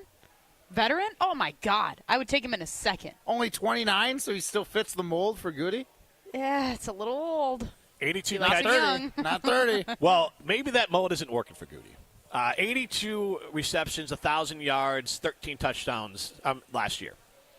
So that's obviously – and that's when he had, for the first time ever, a quarterback. So imagine what he would do. You would take those numbers. They're number one across the board for everything for the Green Bay Packers. I mean, there's no way that he's leaving the Commanders, right? There's no way. Now, my question is – why not? He wants $33 million. Because they're not going to risk losing him. I agree. They but just got Debo. Oh my God! Yeah, Debo, who's on the end of his career. You didn't watch the wide receiver show where he's literally just getting treatment the entire show. He's close to I used to zombie Chris Middleton the last year and a half with the Bucks. So I call him that. It's or a great comparison. It's zombie Samuel at this point. Okay, that's fair. Yeah, I mean it's not the same guy, but I'm just trying to make fetch happen. I'm trying to get Terry. Look, I get in Wisconsin. But Terry, he's good in green and gold. I mean nobody does, but get out of here. He's a player that would elevate the entire team. And so my question is, I'll throw it to you guys. You can chime in 844-770-3776. Carbus Talking text line, this is more. Would you want the Packers to trade for McLaurin? And then you guys both seem like a yes. What would you give up? Jaden Reed. No. Don't say that. They're similar size players, I feel like. I don't know this for certain, but I feel like they could have similar roles in an offense. You don't need two guys that are like that. I just like Jaden Reed, though. I like Jaden Reed, too, but can we get rid of Dobbs, Watson, Dontavian Wicks? Can we give up three guys? You can't just trade away a poo-poo platter. Because, well, you've played fantasy football a couple times. When you try and offer, let me give you 3 bench players for your starter, nobody accepts that the Commanders trade. have NFL scouts, too. They're not just I guess, Oh, they were starters on your team? Good deal. Her trade is like in the movie Meet the Parents when he goes to the Walgreens there, and he's like, do you have any really nice champagne? We got Mums. That's Meet the Fockers. Fockers, sorry. Do you have anything that's – no, it was Meet the Parents is the first one. That was the first one. Yeah, that's the first. Right, it's the first one. Because he has to go meet. Wait. Yes, I am right on this. Huh. Fockers is the second. Yeah, one. now I got to think about. Okay, he's the Focker. You're the Focker because you screwed up my story. Sorry, that was bad. Okay, continue. Yes. Thanks, Focker.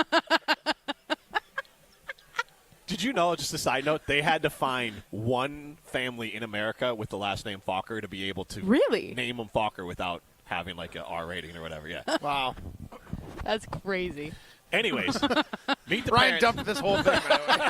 I haven't been recording any of it. Don't We're worry. disconnected. We're off the air. Yeah. Look, we're in hour number 2. We're close enough to our 4-6 time in Madison. Madison, we have fun in Madison. We're not uptight like Milwaukee and Beaver Dam. Like, we have a good time. So It's not tight. Taking shots. I'm not tight. Oh my God. Anyways, meet the parents. He goes to like a Walgreens. He asks for, hey, do you know, nice bottle of champagne.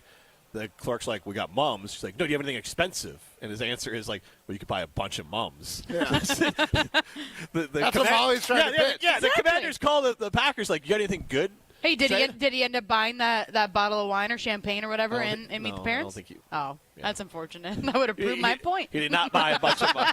He did not buy a bunch of mums. So what would you guys give up? The Raiders? Other than Jaden Reed. So I wanted to get to this one. Other than Jaden Reed. Jaden Reed is the guy you give up. No, but you're not just going to do a single swap. They're not just going to swap. Right, what else are you giving? The Raiders sent, this is going back to the Devontae Adams trade. The Raiders sent the Packers their first-round pick and a second-round pick. And so if you gave up Jaden Reed in a second-rounder? Oh, that's maybe a first-rounder? Yeah, Jaden Reed in a first. No, it's not that much. Okay. Jaden Reed in a second? There's no first-round pick involved if the Packers are. If they're trading Jaden Reed too, then no. Then the Commanders are getting arguably a better asset. You're getting a guy who's way younger, not as good. Don't get me wrong, but you're getting a guy who you can have on the team for probably 5 more years and be a contributor. The reason they don't want Terry McLaurin or they don't want to pay him is because he's about to be 30, and we all know that Goody hates 30-year-olds himself too, so he's not giving up a first-round pick.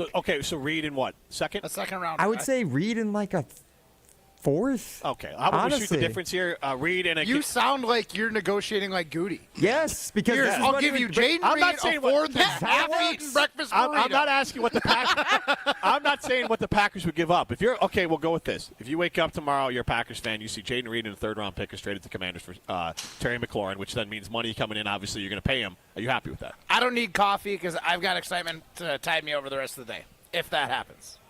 There would be fans who I think would be upset with that. That's a Molly. good question. No. I wouldn't be upset if Terry McLaurin comes. I would just be like bummed because I genuinely like Jaden Reed. But I could get over it if they're bringing in a guy that's going to make your team potentially Super Bowl contenders. Hell yeah. But Dave and Aaron was it's so funny. I don't want Terry. We have enough talent and only one ball we can throw. You have no talent anywhere close to proven as Terry McLaurin. But it's the same thing. You know what he does? He makes Golden, and in this case, then Golden and Wicks better. Josh DiMaggio chimes in on the private talking text line. He says the problem that drives down pick value is the $30+ million extension he wants. Okay, so I think conditional third. Yeah, I think you're overselling Jaden Reed here because he's been kind of. Oh no, 100%. No, I am. Ryan. Oh. I'm not saying that Jaden Reed is anywhere going to be as good as Terry McLaurin one day, but it's the same thing as the Brewers with prospects. Like, you have a guy who you can project to one day be really good, and if he stays on a moderate caps number, then you can get way more value out of it. Teams are always looking for, like, the value is the thing that they want to get the most, whether that's the Brewers Packers, or an NFL team. But it goes back to they're not going to make this trade because either the Packers don't care about winning a Super Bowl this year, or they think that Jordan Love is going to be Aaron Rodgers and he'll just elevate everyone. And there's that interesting stat, too, thanks to Ryan in the Daily Primer. There's 9 wide receivers that make $30 million per year, and only one of them is older than 27, which is Tyreek Do you think Hill. they're actually going to have to give McLaurin that number, though? I mean, that's what he's asking for with the Commanders. So But the Commanders might say, we don't want it. The Packers will say, we'll give you 28. We'll give you a high guarantee number. He's asking for about $33 million per year. He wants what DK Metcalf just got. Yeah. So 29. And we'll give you a better guarantee. I think the Commanders are probably offering him that right now, and he's saying no. Right, we're trying to have a thought exercise. I know. I'm just saying. Jesus. What are you, in my Twitter He wants mentions? it to be real. Why are we doing a radio show if we can't have any conversation? I'm like, fine, $30 million. You pay Terry McLaurin $30 million. You trade a conditional third-round pick. I'm sorry, you are insane if you don't think that makes the Packers better. Now, obviously, you are absolutely insane and lost your damn mind if you think Brian Gutekunst is going to trade for do this move. Yeah, he's not going to do it. Exactly. I'm just trying to have a damn thought exercise. I liked it, Jim. I'm not saying I don't like it either. I think the idea of Terry McLaurin on the Packers is exciting too, but I think the idea of, if we're talking about what the actual trade would look like realistically, it's going to be much lower in draft capital than you would expect. How about this? Maybe this isn't that interesting. Ryan sent this to our group chat. He said, LaFleur said Jaden Reed dropped out of practice yesterday because of a foot issue. Blamed it on the cleats, actually. So it They're ended up currently not down. being anything. They're Thanks currently for- down 4 wide receivers in practice right now. Oh, that's great. Jordan Love is going to be fantastic. We really going into could family use night. Terry McLaurin then. We're down 4. All right, but like back to like so if it's Reed in a conditional third, which I think is fair. Like if Reed pops off, then it may be it goes down. Or if McLaurin doesn't do what the Packers want, then then the trade goes down. The pick goes lower or whatever. I think that's doable because again, Reed is still so he's 2 years in. He's got 2 years, so you have to decide if you're one more season before you have to decide you have to pay him. He's not young. Dobbs doesn't make sense because Dobbs is already at that point of like you have to kind of make that decision about paying him. Wicks is like the thing that you love as a fan, but like other fan base or other teams are looking at like, we got our own Dontavion. High upside potential, Jim. Yeah, everyone's got a lot of players with high upside potential that never get there. I mean, I love that high upside potential for a guy entering his third season who was a 5th-round pick who's only shown little flashes. Exactly, but those little flashes were wow. Jerry out on the ESPN Madison YouTube stream says, as vets go, give me Terry all day over Hardman. I mean, yeah. But again, like he just slots everyone down, and he gives you a known quantity. And this all goes back to I don't think Jordan Love will be the Aaron Rodgers tier that you will win because of, but I think he's a guy you can win with. And if you believe your team, and maybe it is, the cap we talked about it with the Brewers, if not now, then when? Goody might say maybe in 2 more years when Love's a little bit older. But we want to see what Love can do with this team. We want to see what this team we built can do, and we want to make sure that Jordan Love isn't Aaron Rodgers and that he is a guy you need to win with and not because of. And then next year if a receiver comes up, we make that move. But it's unquestionably McLaurin would make the Packers, I don't think they're truly they're only a Super Bowl contender in the idea that they're going to probably make the playoffs. But I don't think they're a true Super Bowl contender as their roster's contender. Well, when you look at them, like Packers-Eagles, if they play that game 10 times, Packers win 1 or 2. Yeah, I look at them as very similar to like where San Francisco is. San Francisco had horrible injuries last year, so I think they'll bounce back and be in contention for the playoffs. And I think those two teams have the same amount of chance to go to the Super Bowl. The 49ers have been there more recently than the Packers with their quarterback. They've gone further in the playoffs than the Packers with their quarterback. They had an incredibly snake-bitten year last year. Their first-round pick got shot. So, like, you want to talk about getting... He played last year. He was fine. Matt, he literally got shot. I know. And he played football the same season. You know who else did? Brian Robinson from the Commanders, and he plays fine. You know what I mean? You don't think that's an indication of maybe a snake-bitten season? He literally got shot. Okay. Plus, I feel like all their Thanks for shooting down my argument. Plus, like McCaffrey. Why him? Thank you. Did McCaffrey play at all last year? No, he had like double. No, he was double like calf, overseas. Right. Tendinitis or something. Tendinitis. Yeah. Didn't he go overseas to get like treatment that wasn't legal in Germany? The States? He Yeah. got some sort of stem cells, He did I to want to Kobe. say. Didn't Kobe go over there and do the same thing? Like they do like your blood. They shake your blood up. They put it back in. I that's mean, what you can Kobe get a used to do. facial like that at Carbon. Can you please? Did you know that? Can you expand on that, please? Okay. Okay, Carbon World Health, their new location in the Sunbury Shopping Center. So you can literally. I found this out. Okay. So Ashley Rodriguez. Sorry, right? I'm trying to think back because this was a little bit ago that she told me this. But Ashley Rodriguez at Carbon, she told me about it. That like, and I've seen Kim Kardashian do this. I know this is not sports talk, people. I know, but they literally draw your blood, do some spinny stuff with it, take plasma. I don't know what the hell they do, right? And then they like microneedle your face, so then that's a bunch of little needles going in your face, and they put your blood back in because it like makes your skin plump and beautiful. It's like so it's a vampire facial. Google it. It's a platelet thing. I think they do it with. You can do it. Sounds terrifying. You do It with, does. like, hair regrowth is another way, but I think the athletes have done it when you have It like stimulates something a in national you. injury. You can pull out your blood from like that area or a different area. You spin it around and then you put it back in. Back to the dark ages where bloodletting again. No, I don't know if that's what They putting leeches on your face. That's a thing too. No. You can. I've seen this too. You can go to like Greece and stuff and put your feet into like a bowl for a pedicure, and then fish will eat. I don't think you have to go to Greece for that. Oh, really? Yeah. Oh, I guess I've only seen on like reality you can TV just go tubing shows. down the Sugar River, tubing down the Sugar River if you want fish to. But they eat all the nibble at your nasty feet. stuff off your toes. I know a guy at the end of East Wash who could do that for you, Molly. Don't worry. I got a fish guy. Oh man, Ryan knows a fishmonger. Ryan, I don't want you to eat nasty stuff. stuff off my feet, okay? I'm good. I'm not saying it's me. I'm saying I know Ryan. I've got the fish. Yeah. Ryan. Okay, slow down. He's asking for a friend. I got this friend, Molly, that will eat the nasty stuff His off your name's feet. Brian Bollersheim. Mime time, Mullersheim, yeah. Yeah, exactly. Mime time. Oh, my God. All right, this is Jim Matt Molly, presented by Coors Light. This is Wilde and Tausch, presented by Pella Windows. This is Wilde and Tausch on 94.5 ESPN, presented by Pella Windows and Doors of Wisconsin, and sponsored by American Family Insurance. All day, every day, the Carbless talk and text line is open for you. First off, there is not one team that's on the fringe that scares me. 800-990-3776. The Carbless talk and text line. This is more.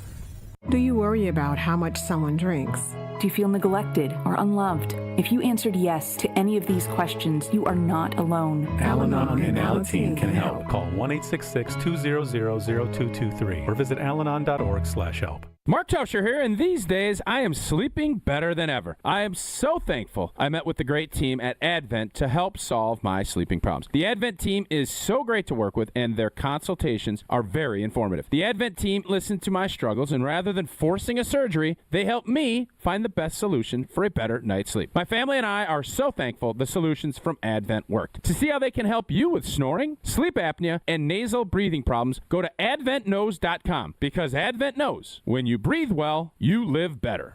With 18 unforgettable holes on 250 acres of natural private land, the Bog provides the ultimate golf experience. To book your next tee time, call 262-284-7075 or visit golfthebog.com. Enjoy golf. Enjoy the Bog. Hey teachers, we know you work hard to inspire future generations, so IKEA wants to say thank you and share some inspiration with you. From August 1st through the 17th, your local IKEA stores are offering all teachers and educators an exclusive 15% off your entire purchase during IKEA's Teacher Appreciation Days. Whether you're revamping your classroom, organizing your office, or rewarding yourself with a cozy new space to unwind at home, IKEA has got your back. So, stop by your local Oak Creek IKEA, fill up that cart, and then show your staff ID at the register to enjoy our special thanks and 15% off. WTMJ's Brandon Snide for Wisconsin Harley-Davidson. Are you ready for another great ride? Wisconsin Harley-Davidson has you covered. Join them this Saturday for the 28th annual Waukesha Sheriff's K9 Ride. Take a great ride courtesy of the Sheriff's Department, with your final destination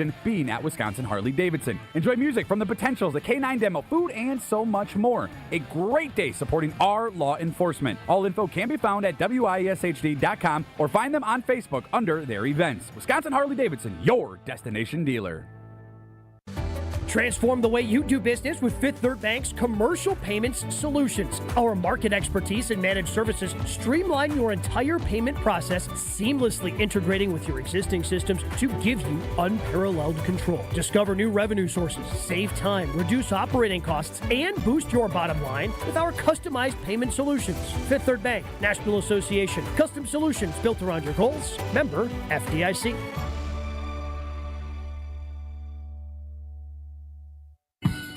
1, 2, 3 into the 4. Avondale Roofing is knocking on your door. Leaking roof? Man, that's a shame. Call the real pros. We running this game. We patch it, thatch it, no need to stress. Our crew shows up and cleans up the mess. No drips, no drafts, no drama at all. Just tight new shingles that are leak-proof hall. Hey. It's nothing but Avondale, baby. They keep it dry when the weather gets crazy. Hey. Visit AvondaleRoofing.com. That is AvondaleRoofing.com. Hey, Jen Latta here, and as a client of the We Sell Group, I can tell you firsthand, Rob and Nick make the home buying and selling process easier. Right now, school's out, and that means it's the perfect time to list your home. The market is challenging and inventory is tight, but you don't have to face it alone. Rob and Nick are pros. They take the stress off your plate so you can focus on your family, your summer, and just breathe. Contact Rob and Nick to see what your home might be worth in this market. Connect today at wesell.kw.com. That's wesell.kw.com. Station updates, show clips, and your place to interact with us every single day just by scrolling through your feed. Follow along on Twitter, Facebook, and Instagram at ESPN Milwaukee. You're listening to Wilde and Tausch on 94.5 ESPN. Presented by Pella Windows and Doors of Wisconsin. Call Gina Della from Pella at 855-PELLA-WI or visit online at PellaWI.com/radio. When I first jumped off, I held that bucket in my hand. Ideas that would take me all around the world. I stood and watched the smoke behind a mountain curl. Jim, Matt, and Molly continues the takeover of Wilde and Tausch. We're at Camp Randall for the Upper Deck event. Jim Rutledge, Matt Hamilton, Molly Brown with you. Primetime Morrish back at the Everlight Solar Studio. We are on across ESPN Wisconsin, 1430 in Beaver Dam, 94.5 in Milwaukee, and obviously 100.5 in Madison. I'm Jim Rutledge, and we are asking you a lot of different questions. You can chime in on the Carbis Talking text line, 844-770-3776. This is more, and we have someone very mad on our YouTube stream about Fish Fridays. And what I can't grasp is being upset about the band Fish or, like, Grateful Dead. Mm-hmm. Like, I could get being upset with, like, fan bases. Like, for a long time, I was, like, anti-Dave Matthews, and I was more of, like, their fans are so annoying. Like, they act like Dave invented music, and same with, like, Fish and Grateful Dead. And there's a part to that where, like, it is just music, guys. It's not, like, it doesn't need to be a full-on religion and everything. It doesn't need to be a polarizing thing. It doesn't need to be your whole personality to love it or hate it. But at the same time, like, now I've just kind of gotten older. I'm like, you know what? It's good, chill, vibe music. We play Fish Friday because I've never been to a traditional fish fry in Wisconsin. That is I don't think I've been either. What? But that makes sense for me because I don't like fish. The food, not the band. But, like, fried fish, I've always said this before, which has been kind of the lack of appeal for me. Like, you could fry a shoe, and it's probably all right. I mean, the State Fair is going on in Milwaukee. They fry everything. They're like, all right, I guess I'll eat it. Crocodile, rattlesnake, all the things. You fry everything, and it takes, I mean. Well, you can't have, like baked bluegill. But my point is, like. You can't?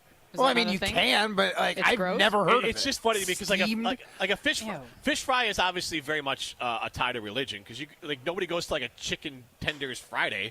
Yeah. But you can't. You have to.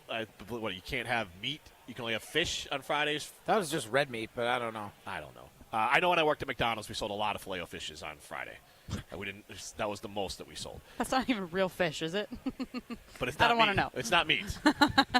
That much is for sure. So I've never been traditional Fish Friday. My parents didn't grow up in Wisconsin. I did, but so they weren't like fish fry people. And then my brother's a big fish fan, and so Fish Fridays, a little double entendre. And maybe someday I'll get to a great fish fry in Wisconsin. I am not holding out hope. It's been like 4 years since we've been doing this together. I'm not dodging. People will invite, and then they don't follow up. Oh, that's a shot at you, Matt. No, I'm not Matt. You know what? I don't think Matt has invited. I got some fresh fish from my cabin trip this last week. Caught a lot of bluegill. I'll fry some bluegill. I'll do like traditional fish fry. I'll have like your little like veggie platter to start. We'll make like a classic like. It's a relish salad. Well, then we could do your favorite there you thing, go. Matt, Thank you. is that you believe that you make things better than every other restaurant. It's still not the fish fry experience, but I guarantee it'd be an amazing fish fry, and I'd love the opportunity to have it. It's the smell for me. I hate when you walk in a restaurant and it just like smells like fish. Gross. I'm out. I feel like when you walk into a fish fry, it smells like fried stuff. Fryers, yeah. Which is a worse smell.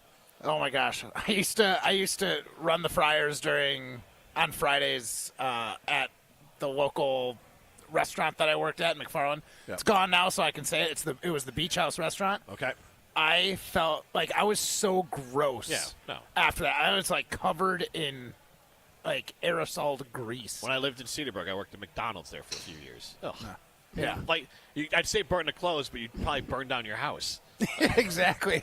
It's definitely a hazard. But yeah, I worked in restaurants and bars most of my life, and you just have that grease around you. Even in the nicest restaurants I worked in, there's still stuff getting fried that over time that grease can settle in. So go enjoy a restaurant tonight. Go enjoy that fish fry. Fish Friday. Yes. Listen to some fish while you're enjoying your fish. But yeah, I just couldn't imagine being that worked up over the band Fish. Yeah. Yeah. That is kind of a weird thing. Yeah. A band in general. But there's a lot of people that get really worked up about Taylor Swift, too. I was like, it's just music, and you're just mad because she's popular and she gets put on the television during a football game every once in a while. Right.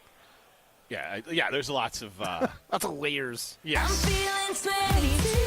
That's in honor of Matthew Golden, who I still think is going to change his number. He is not. He's not. 22, baby. Stuck. We'll see. I'm playing the long game. Yeah. So it could be next year. That's not. No, I'm just pulling the Molly Brown. I'm just going to move the goalpost. When did I move the goalpost? You put me in a box earlier where you're like. That's your own box that you made. I didn't make That's what it's going to be. No, Molly, that okay, is I assembled the box and I put Jim in it. But, it's fine. Yeah, now I'm putting you in the box. All right, so Chris Canty on Sportsmanlike today had some pretty, I believe, complimentary things to say about Matt LaFleur. Now, ESPN came out with an article that ranked the Packers 10th best coaching staff in the NFL. I think the Lions were 11th. Minnesota was number 1.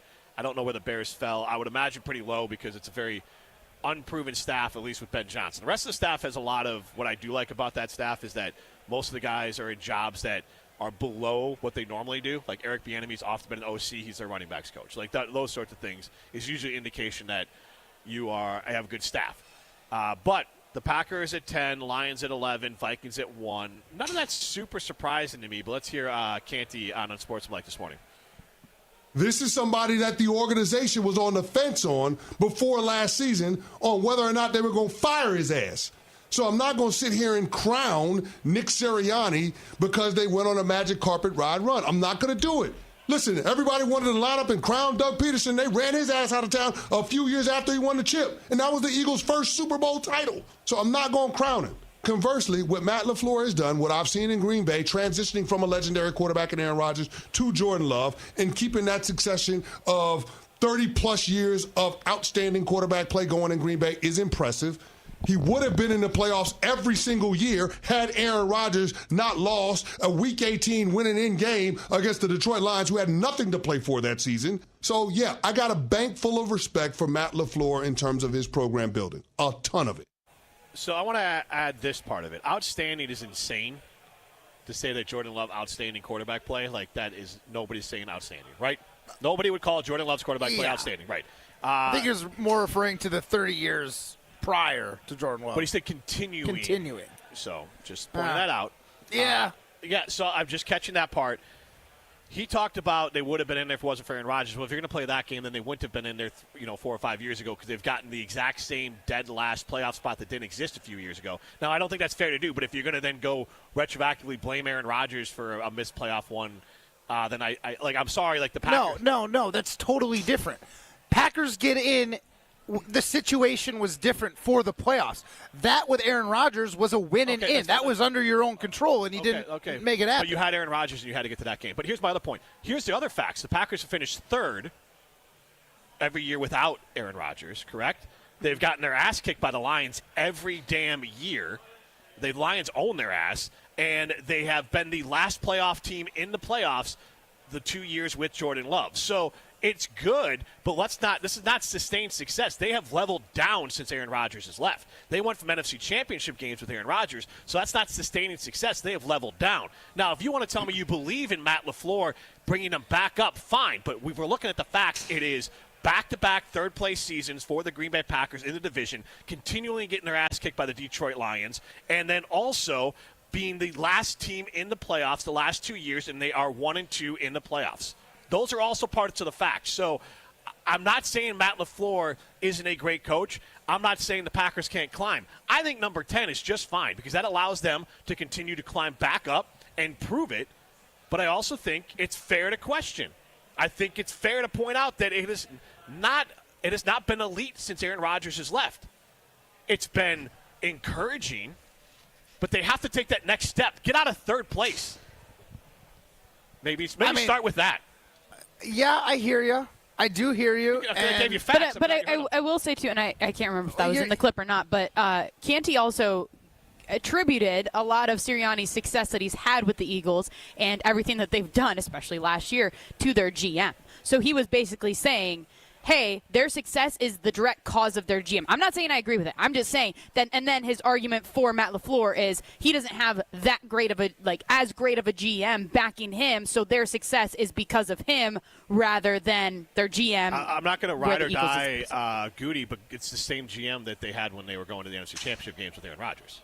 I'm not saying I agree. I'm just saying that was part of his argument, too, and that was part of the reason why he was defending the Eagles. I think 10 is fair. I think Matt LaFleur and the Green Bay Packers. I agree with that 10 is fair. I think 10 is fair. I would not call the Green Bay Packers coaching staff top 10, or at least top in the NFC North. I think Minnesota is fair to say they have the best. But I think it's also fair to say that if Matt LaFleur were to leave the Green Bay Packers one way or another, he's getting scooped up right away. Yeah, for sure. I'm not saying he should be fired. I'm not saying that he's not a top 10 coaching staff. And I think it's fair to put him in front of the Lions, even though the Lions have beat their ass the last few years and owned the Green Bay Packers. I think that, Dan Campbell losing Ben Johnson and Aaron Glenn, it's fair to say, well, let's see what happens. It's going to test how good he is, for sure. We'll see what happens. Mm-hmm. Mike Vrabel continually until the end, he replaced LaFleur and then brought in Arthur Smith. And he hired those guys. And Arthur Smith is a good offensive coordinator with the Titans. They did well there. So, he backfilled and the Titans won. And so you can look at other coaches who have filled in and have done just fine. So you got to wait and see. But we can't just say Dan Campbell can't do it. But I'm fine with the Lions at 11 because they're lost 2 coordinators. Jeff Hafley looks like a good hire. And then, obviously, LaFleur is essentially the offensive coordinator for the team. Stanovich helps, but look, it's LaFleur. Mm-hmm. And then obviously the Vikings, what they've been able to do, they got the most out of Kirk Cousins, they got the most out of Sam Darnold. Brian Flores is arguably maybe the best defensive coordinator in all of football. And then obviously O'Connell calling plays is doing great.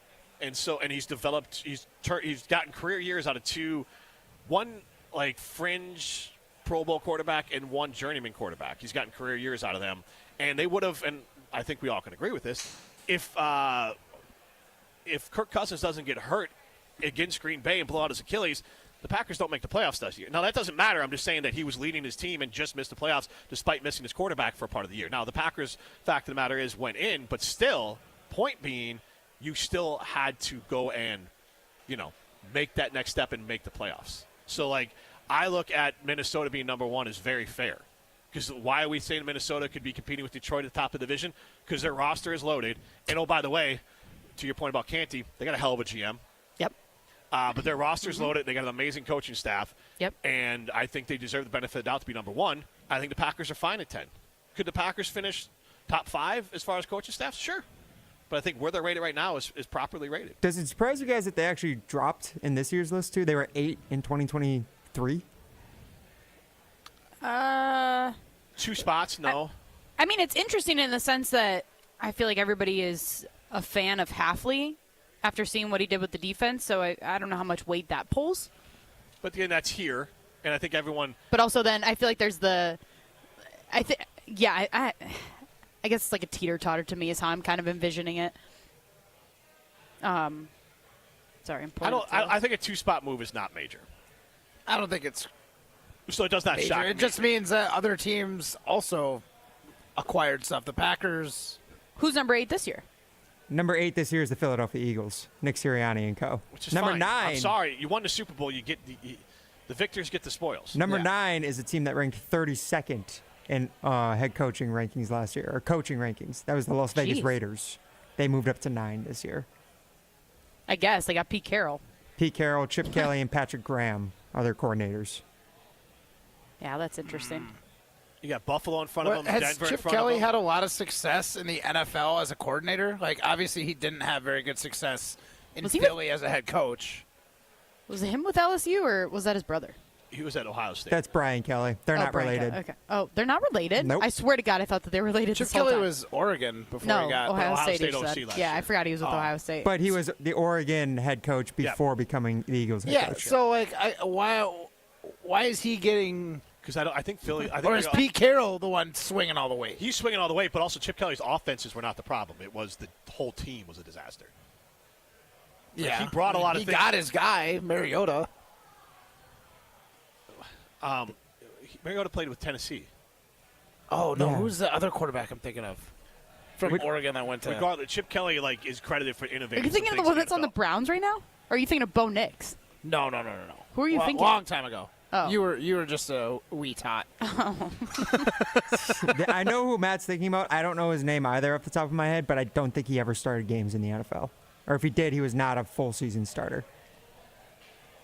Anyways, we just got real deep down the Chip Kelly rabbit hole right there. I'm just shocked that Chip Kelly How and did Brian they jump Kelly so much? It's All right, here's my what problem. I said. I also have a huge amount of faith in Kelly from ESPN here. Offensive coordinator role suits him better than head coaching jobs. He was offensive coordinator for the Eagles and the 49ers that overwhelmed him in the he was head coaching job, Eagles, 49ers, and overwhelmed him in the mid 2010s, and he won't have control over personnel. His offenses the past few years at UCLA and Ohio State have become far more orientated on heavier personnel and diverse running game, the sort of stuff that is cooking in the league right now. So basically, Chip Kelly's problem when he was a head coach was being a head coach and having personnel say not the offenses. And then he's been elite offensively everywhere else. And so I think they believe Chip Kelly, he's not the first coach. I mean, Dom Capers is one of those guys, long-term defensive coordinator for the Packers, who is a Hall of Fame defensive coordinator, was never a good head coach. There's plenty of guys who just were not. Oh yeah, there's tons of them. Yeah, and I think that's where Chip Kelly. The Eberflus, wasn't he pretty good as a coordinator for the? No. He was that was the frustrating part for Bears. He was like the 13th. They had like the 13th best defense. I don't know. I don't know. But is he back on the Chiefs? No, Eberflus never left the Chiefs. Who's the guy I'm thinking of on the Matt Chiefs? Nagy. Matt Nagy went back to Goodness gracious. What are we doing right now? I'm trying to think of names, and I'm totally failing. Can we just go to break? My God. Norv Turner was a classic guy like that. There was classic coaches long-term that were great coordinators that were not good head coaches. And the league is full of them. We don't know. Dennis Allen. Chicago. He's failed twice as a head coach. He got those jobs because he's been great defensive coordinator. He's likely going to be defensive coordinator the rest of his career. Vic Fangio with Philadelphia. He failed as a defensive coordinator. He failed as a head coach. Hell of a defensive coordinator. And so the league is full of these guys who can be good coordinators. Josh McDaniel, they're just not head coaches. They're not the leader of the men's. That's what, like when LaFleur was hired, it was, can he be the head coach, or is he just going to be a play caller? And LaFleur has proven he's a great head coach. Yep. And now he also can call plays. This is Jim Matt Mobbs in the Coors Light. This is Wilde and Tausch, driven by... Wilde and Tausch continues next on 94.5 ESPN, presented by Pella Windows and Doors of Wisconsin, and sponsored by American Family Insurance. Forget average. At Exterior Pros, they bring the heat. They're not here to meet standards. They're here to smash them. From the first swing of the hammer to the final reveal, they're leveling up your home with every window, every shingle, and every single detail. This isn't just a remodel. It's a glow-up for your house. Built tough, built beautiful, built to turn heads. Want in? Let's go. Lock in your project now and save $3,000. Exterior Pros, where bold meets built. Trust the pros and visit extpros.com or call 262-800-4274. Baseball is back. Brian Balaga here to bring you a proud partner of the Milwaukee Brewers. Surfside Iced Tea and Vodka and Surfside Lemonade and Vodka. A delicious and perfect pairing for a day at the ballpark. Stocked at American Family Field all season long. Surfside is only 100 calories per serving, and the best part, zero bubbles. Ask for it at your local bar or liquor store. Surfside, an official partner of the Milwaukee Brewers. Must be 21 years of age. Please drink responsibly.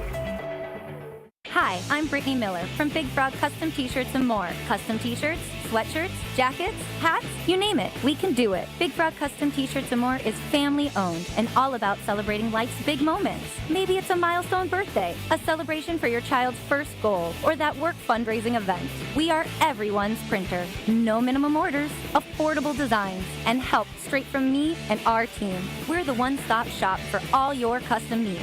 Start your project today at bigfrog.com/Mequon. Life's better with American Family Insurance because we know it's not just a car, it also drives your children's dreams. So whether you're going to soccer practice, robotics club, or opening night in the school play, we help protect those dreams. Save up to 23% when you bundle auto and home. American Family Insurance. Get a quote and find an agent at amfam.com. Products not available in every state. Visit amfam.com to learn how discounts may apply to you. American Family Mutual Insurance Company, SI, and its operating company, 6000 American Parkway, Madison, Wisconsin. Windows, windows, windows. You hear all about everyone's windows and how theirs are the greatest. I'll tell you, our windows are the best as well. Hi, I'm Eric Brown, owner of Siding Unlimited, and I'm right there with you. We've taken the most trusted brand in windows, Pella, and paired them with such an outstanding business that we will deliver results to you at your home. Siding Unlimited has won Pella's prestigious 5-time Pella Platinum Premier National Contractor of the Year award. Siding Unlimited is the company to install your new windows. Hi, this is John Neal, CPA and founder of the Neal Group. I have a question for you business owners. We have been meeting with prospective clients who seem to have a common issue with their accountant or tax preparer: lack of communication. Phone calls or emails are not returned. You are surprised at tax time with a big bill because there was no planning during the year and nothing is done timely. At the Neal Group, we like to work with you throughout the year to keep your books up to date so you can strategize to run your business profitably, minimize taxes, and have less stress. Are you ready to grow your business, improve cash flow, have less stress, and live a better life? We can help. Call us at 414-325-2040 or visit nealgroup.net to book a meeting and see if we can help. The first meeting is free. Don't wait, do it now. That's 414-325-2040 or nealgroup.net. It's ESPN Wisconsin's Ben Bruss talking about our friends at Road America, America's National Park of Speed. Get out of your house this summer and go to Road America, located conveniently between Green Bay and Milwaukee and Elkhart Lake. Come see a race at the legendary 4-mile, 14-turn road circuit that has hosted some of the best races since 1955. Motul Sports Car Grand Prix featuring IMSA is up next on July 30th through the 1st of August. Camp on site all weekend and enjoy free admission for kids 16 and under with a paying adult at the gate. Come for the experience and stay for the race. Get your tickets at roadamerica.com. This is Wilde and Tausch on 94.5 ESPN, sponsored by American Family Insurance. Insure carefully, dream fearlessly. Get a quote and find an agent at amfam.com.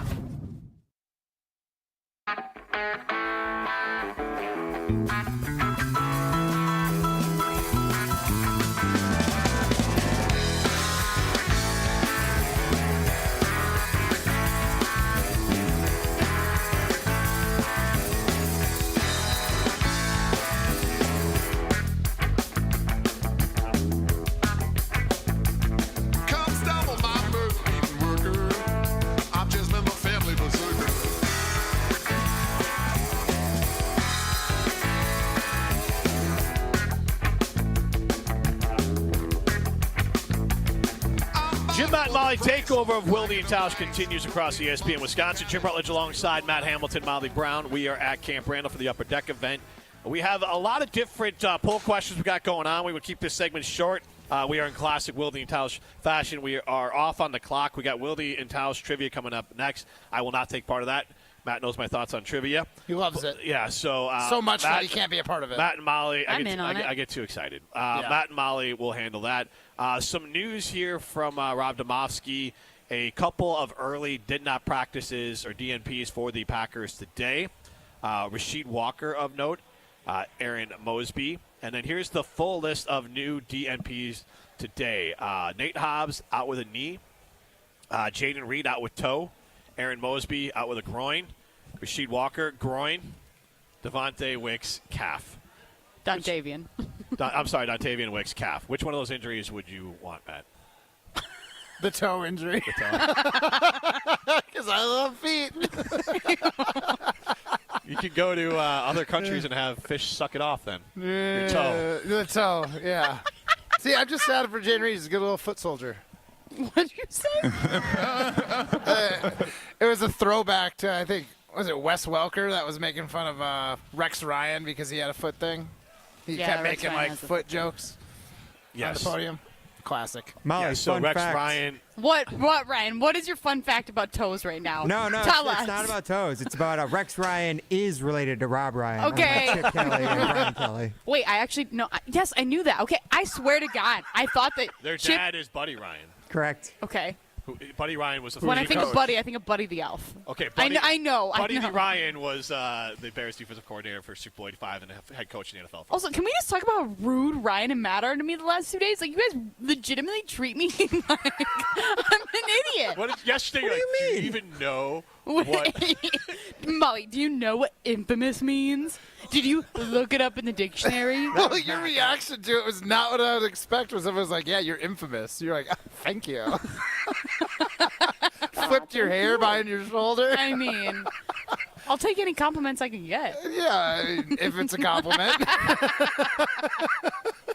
It had the word famous in it. Exactly. It does. It does. All right, before we get to trivia or getting the callers, I don't even know what we do for trivia here, to be honest. But are you confident? Our Siding Limited poll question here is, are you confident the Brewers will make the World Series after yesterday's MLB trade deadline? 82% of you say no.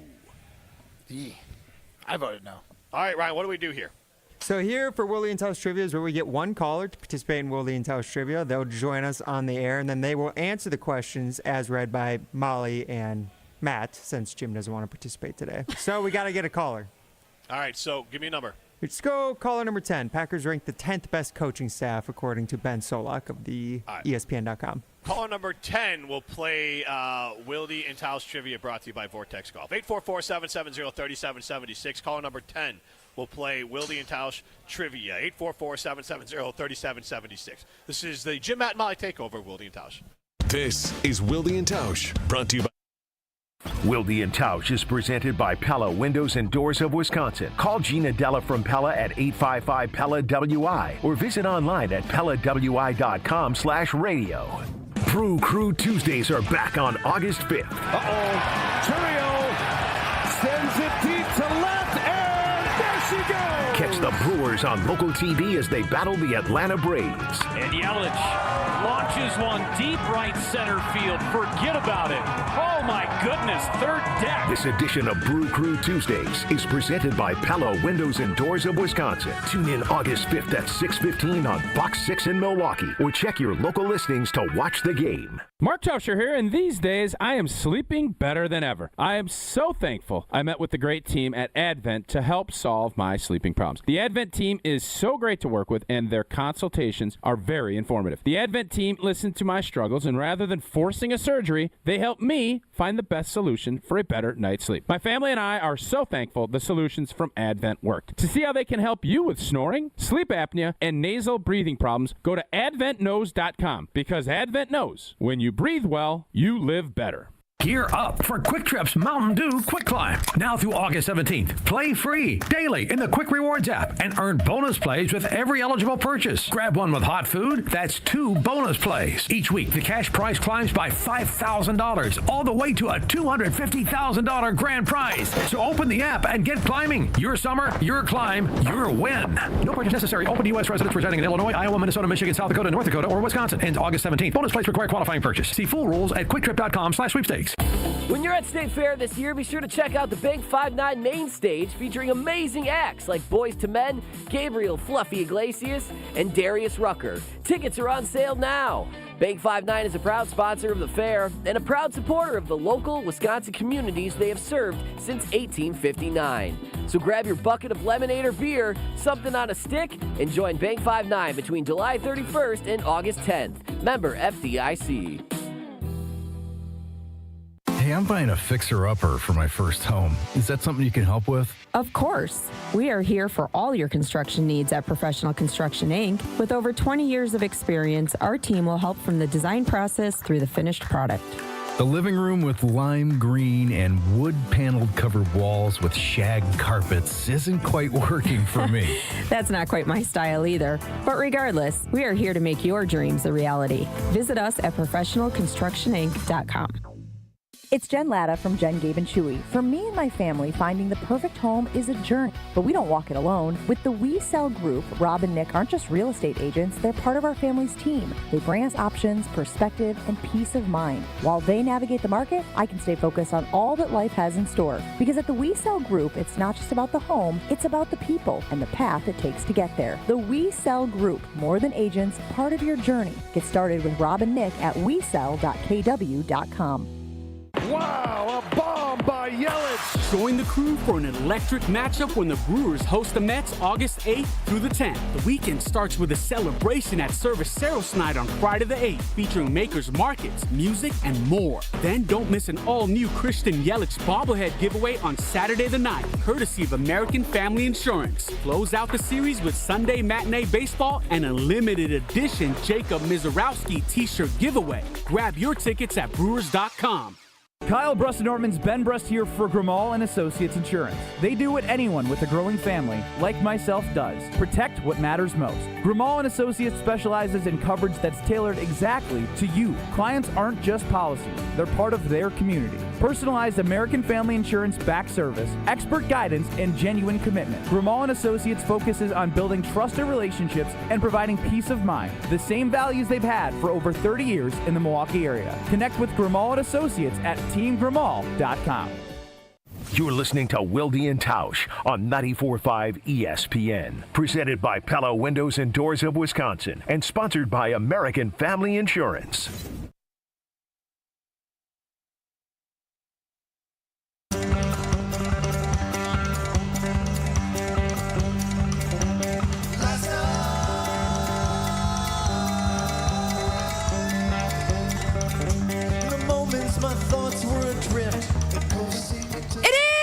The Jim, Matt, and Molly Takeover on Wilde and Tausch. I saw Jim adjusting his headphones there because I sound just like him, bringing it back in. I'm Molly Brown alongside Matt Hamilton. Jim Rutledge is here, but he will not be participating in trivia because he doesn't like to have fun. I do like to have fun. That's why I'm not participating. Okay, gotcha. Our contestant today for Wilde and Tausch trivia is Pat from McFarland.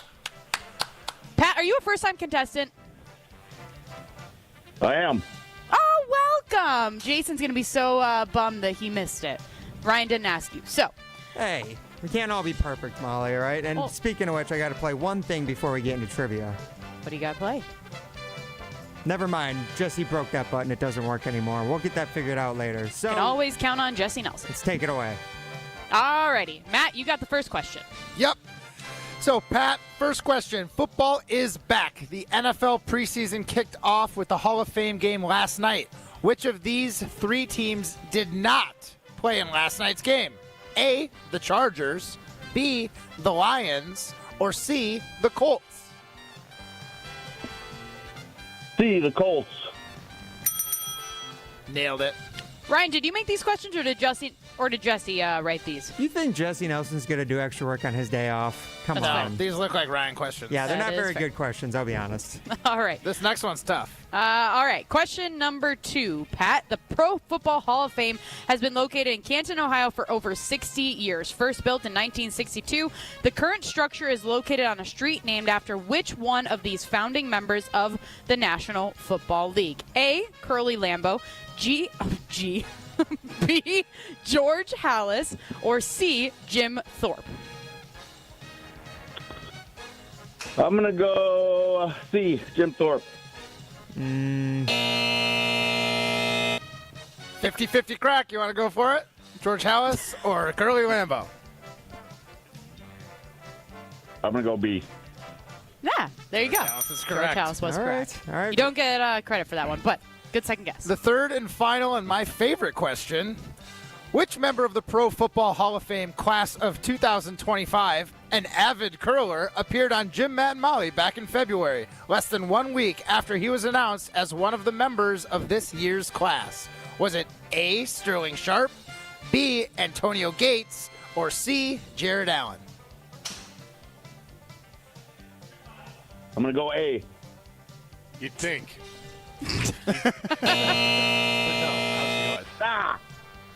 We can tell you don't listen to our show. You want to try Antonio Gates or Jared Allen? I'll try Jared Allen. That would be correct, Pat. That's correct. Jared Allen, friend of show, personal friend of mine, and also avid curler, and he did beat me the last time we curled against each other.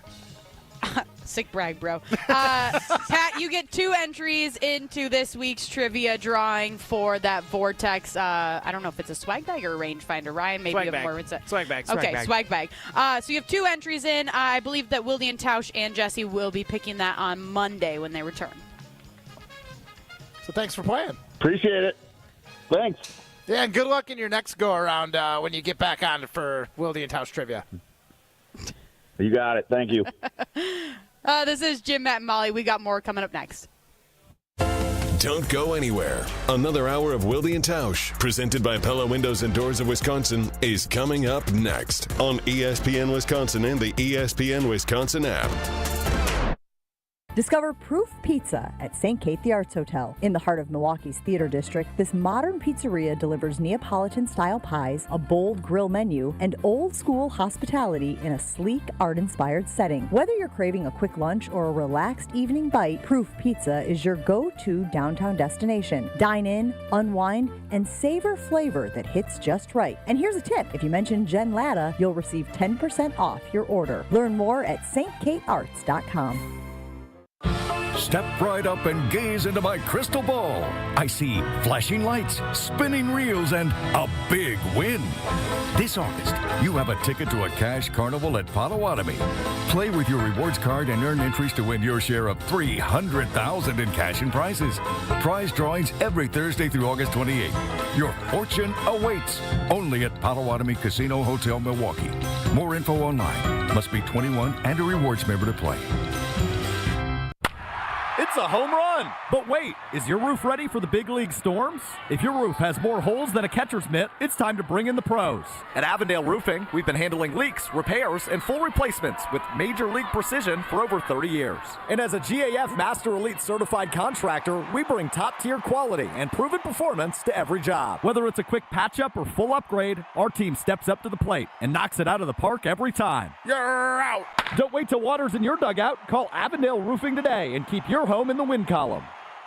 The UW Credit Union member Mark Tauscher here. People ask me, old T, why did you join UW Credit Union? Well, is it to keep your banking local? Is it the member first service? Great perks like early payday? Absolutely. But honestly, between us, I mean, it's Bucky. I can't say no to that face. If you love Wisconsin like I do, you just can't pay with anything else. Fandom makes us do crazy things, but this just makes sense. Become a UW Credit Union member and get your Bucky card like me. Federally insured by NCUA. Terms and conditions apply. Hey, this is Brad Nortman from KBN. Tune in to Kyle Brust and Nortman every day from 2 to 5. WKTI and WKTI HD Milwaukee. A locally owned Good Karma brand station.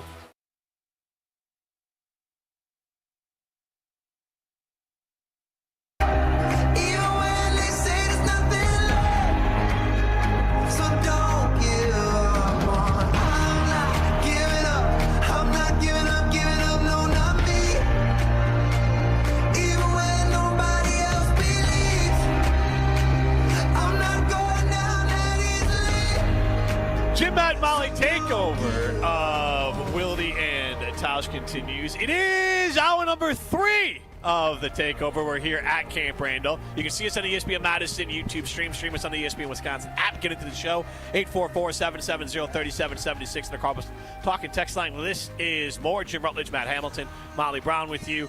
We are at Camp Randall for the Upper Deck event. We're having a great time. Primetime Wollersheim is back in the Everlight Solar Studio. And we have been talking a lot of Packers and Brewers today. We have Jason Wilde coming up next. And then we also, we have Molly's game coming up next. We're going to pick some games against Pado's spread. We also have Wilde. We also have Feel Good Friday. So I want to circle back to our original Siding Unlimited poll question to start the day. And that is, are you confident the Brewers will make the World Series after yesterday's MLB trade deadline? You can chime in on that, 844-770-3776 on the Carbos Talking text line. List is more. Right now, 82% of you say no. And I want to get to 2 pieces of audio from different teammates. One with Gabe Neitzel, who was on, obviously, his show, Jen, Gabe, and Chewy, yesterday, talking about the Brewers not getting who? Molly? Eugenio Suarez. Matt. Sorry. Come on. Checked out. Well, I knew you would do He had more interesting things. Was it interesting? No, it wasn't. It was like no, I'm not sharing with the class. It was like the least interesting thing I've read in an email in a long time. Yeah, was it from Jesse Nelson? Why are you reading emails? Was it a snack question? It was a work email. Well, it was to my work email. Well, now I'm even more offended. So basically, you just checked out. I heard you talking about Molly's game and Feel Good Friday, and I was like, I got a second before they bring me in. To read a work email that you never read. Yeah. Okay. Well, no. I've been trying to be better about reading my work emails because I was notoriously bad at it. But can I also just give this little bit of advice, Molly? So it's funny. One, Matt thinks these emails are his personally, because the other day we were in the car, we're driving to the Green Bay, and it's like, I just got this email about an intern part-time leaving. I'm like, Matt, everyone got that. I didn't say it, but I'm like, we all got that email. I didn't quite think it was only to me. But the way you phrased it. And then Yeah, you're Matt, right. we want you to know that this part-timer that you've probably never met is leaving. But we also, just wanted you to know specifically. But he also needs to go to was it detox?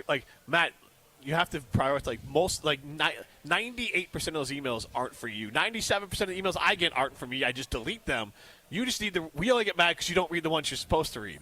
And I think that's because they're flooding the zone on me. Maybe we just need to block out anything. Basically, we need to put a filter, Molly, on Matt's email that if it doesn't come from me, you, Ryan, or Ashton, That's it. It's not that important. important. It's not Exactly. relevant to you. Honestly, I would love that. All right. I'll work on it. I'll Thank put you. my other hat on in my other job, and I'll figure that out for you. Oh, perfect. Thank you. Okay. Yes. Yes, less is more for Matt Expectations are low. Yes. I see. That's the thing. Low is still a little too high. There's no expectations. What Bottom I'm of the shooting for. barrel. Yeah. The That felt bar mean. is the floor. I'll take that. Whose floor is higher, Matt Hamilton or Jordan Love? Jordan Love's floor is much higher. Matt Hamilton or Jesse Nelson, though. Oh God, let's not start. I'm just going to get this out of the way because this is getting insane. Strofe is a clown guy. We did it to start the show at like 9:15. We said Strofe is a clown. So stop chiming in. Thank you. Why did we say Strofe was a clown? I don't. This guy texting every day apparently. Huh? I don't know. Constantly? No I guess. idea. Irrelevant. I guess. I mean, no one here like fully disagrees with you, Yeah. so like we get it. We're with you. He used to produce our show. Trust Yeah. me, we know he's a clown. Yeah. Back in the Rutledge and Hamilton days. This isn't news to us. But what was thanks his for nickname? listening. What was his nickname? Boo Boo Kitty. Boo Boo Boo Boo Kitty. Kitty. Yeah. I only know that off the top of my head because it Savage. was literally in one of the chats that I'm in with him right now. It was right there from like March when we were talking about this last. So yes. So yeah, we know Boo Boo Kitty is a clown. What? What are you looking at me like that for? I love that Molly remembered someone else's embarrassing nickname because the only one that was coming to let's not. mind was Molly's. well, now No, we don't need to. We don't need no, to. because We're done. this actually came up when I was golfing because Matt decided to tell the office what was your foo-foo, yeah. and so Molly, what was yours? Mahaladina muffin pie. Can I tell you? Ben Bruss loves to bring it up because And- for some it was literally brought up in Scouser and Bruss like 6 years ago, and I can't remember. I can't believe he remembers it. So I will not share because I don't feel comfortable on the air sharing the mistaken nickname someone thought you had. It was the first part was right, the Maladina, but they had the wrong punchline for the instead of muffin pie. Who did? One of our teammates. They guessed the wrong one. They guessed the wrong punch. Oh God, what was theirs? Not radio. Okay, I don't want to know. Yeah, but Guys, my dad called me this. that's what I said. It's like her father I think gave he it. still calls me this. Like, It's not that. gross. I'm out.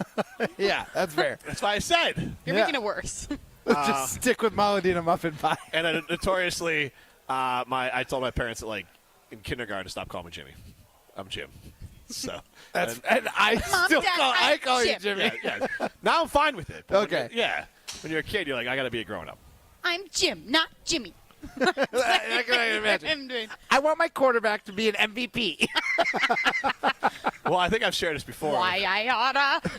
What the? I was like a sports version of young Sheldon. Like, Yeah. I've also shared a story before of my mom would do the same thing when she'd pick up me and my friends. She'd ask the exact same question, the exact same cadence and all that. So I started telling my friends that she would do that. And when we got in the car, she asked the question, and they all laughed. And then we told her why, and then she never asked it again. So I was not a nice kid. Like it wasn't on purpose. I just was trying. I wish I could tell you outgrew it. I wish I didn't have. I try to be better about not having fun at people. At other people's expense. Now Strofe says Jimmy's a clown. Okay. Hey, just mixing it up, keeping it thank fresh. you. I like it, and I'm sorry if he's out in the truck all day. So go ahead and do your work. We're proud of all the work you put in. Thanks for listening. Yeah. Strofe is a clown guy, but I want to get to some audio quickly. One from Gabe Neitzel, and I think it does encapsulate the frustration Brewer fans should have with their team. You know, I thought I gave Brian plenty of time. Yeah. There was a lot of filibuster. And we're going to play it right now. I was also going to say this audio is about the Brewers not getting A.U. Henio Suarez, the news coming out late last night. So here was what Gabe Neitzel had to react when he realized that the Brewers got beat out or didn't even really try to get A.U. Henio Suarez. They gave up to get Josh Naylor.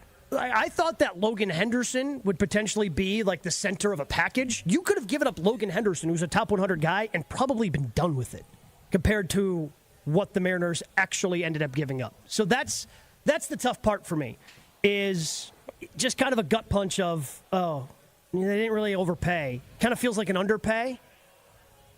And I think that's the important part. Yeah. That the Brewers, it wouldn't have been for a song as they got Andrew Vaughn for, but they could have gotten Suarez on a value. And if you're getting a guy like Suarez who provides the biggest thing you need, and nothing is guaranteed, and all you had to do was give up one top 100 prospect, and that top 100 prospect is in a position of value. And a position of power for the Brewers. That's what I mean, position of depth. Yeah. For the Brewers, then it's like, go ahead and do it. And we also had David Kaplan on earlier before the trade deadline talking about both the Cubs and the Brewers. Neither team, this is before he knew neither team was going to do anything of significance at the deadline, talked about being World Series contenders, and if not now, then when? Okay, but here's what I'd say to you. That Brewers team's good enough to win a World Series. They are. And you can throw Mizorowski and Freddie Peralta and Jose Quintana. You can. I'm not saying they will. They can. The Chicago Cubs also are good enough when you can roll out there Kyle Tucker and Pete Armstrong and Michael Busch and all of these dudes, Nico Horner. They have enough to do it if they go out and address their bullpen and maybe a high-end starter in their rotation.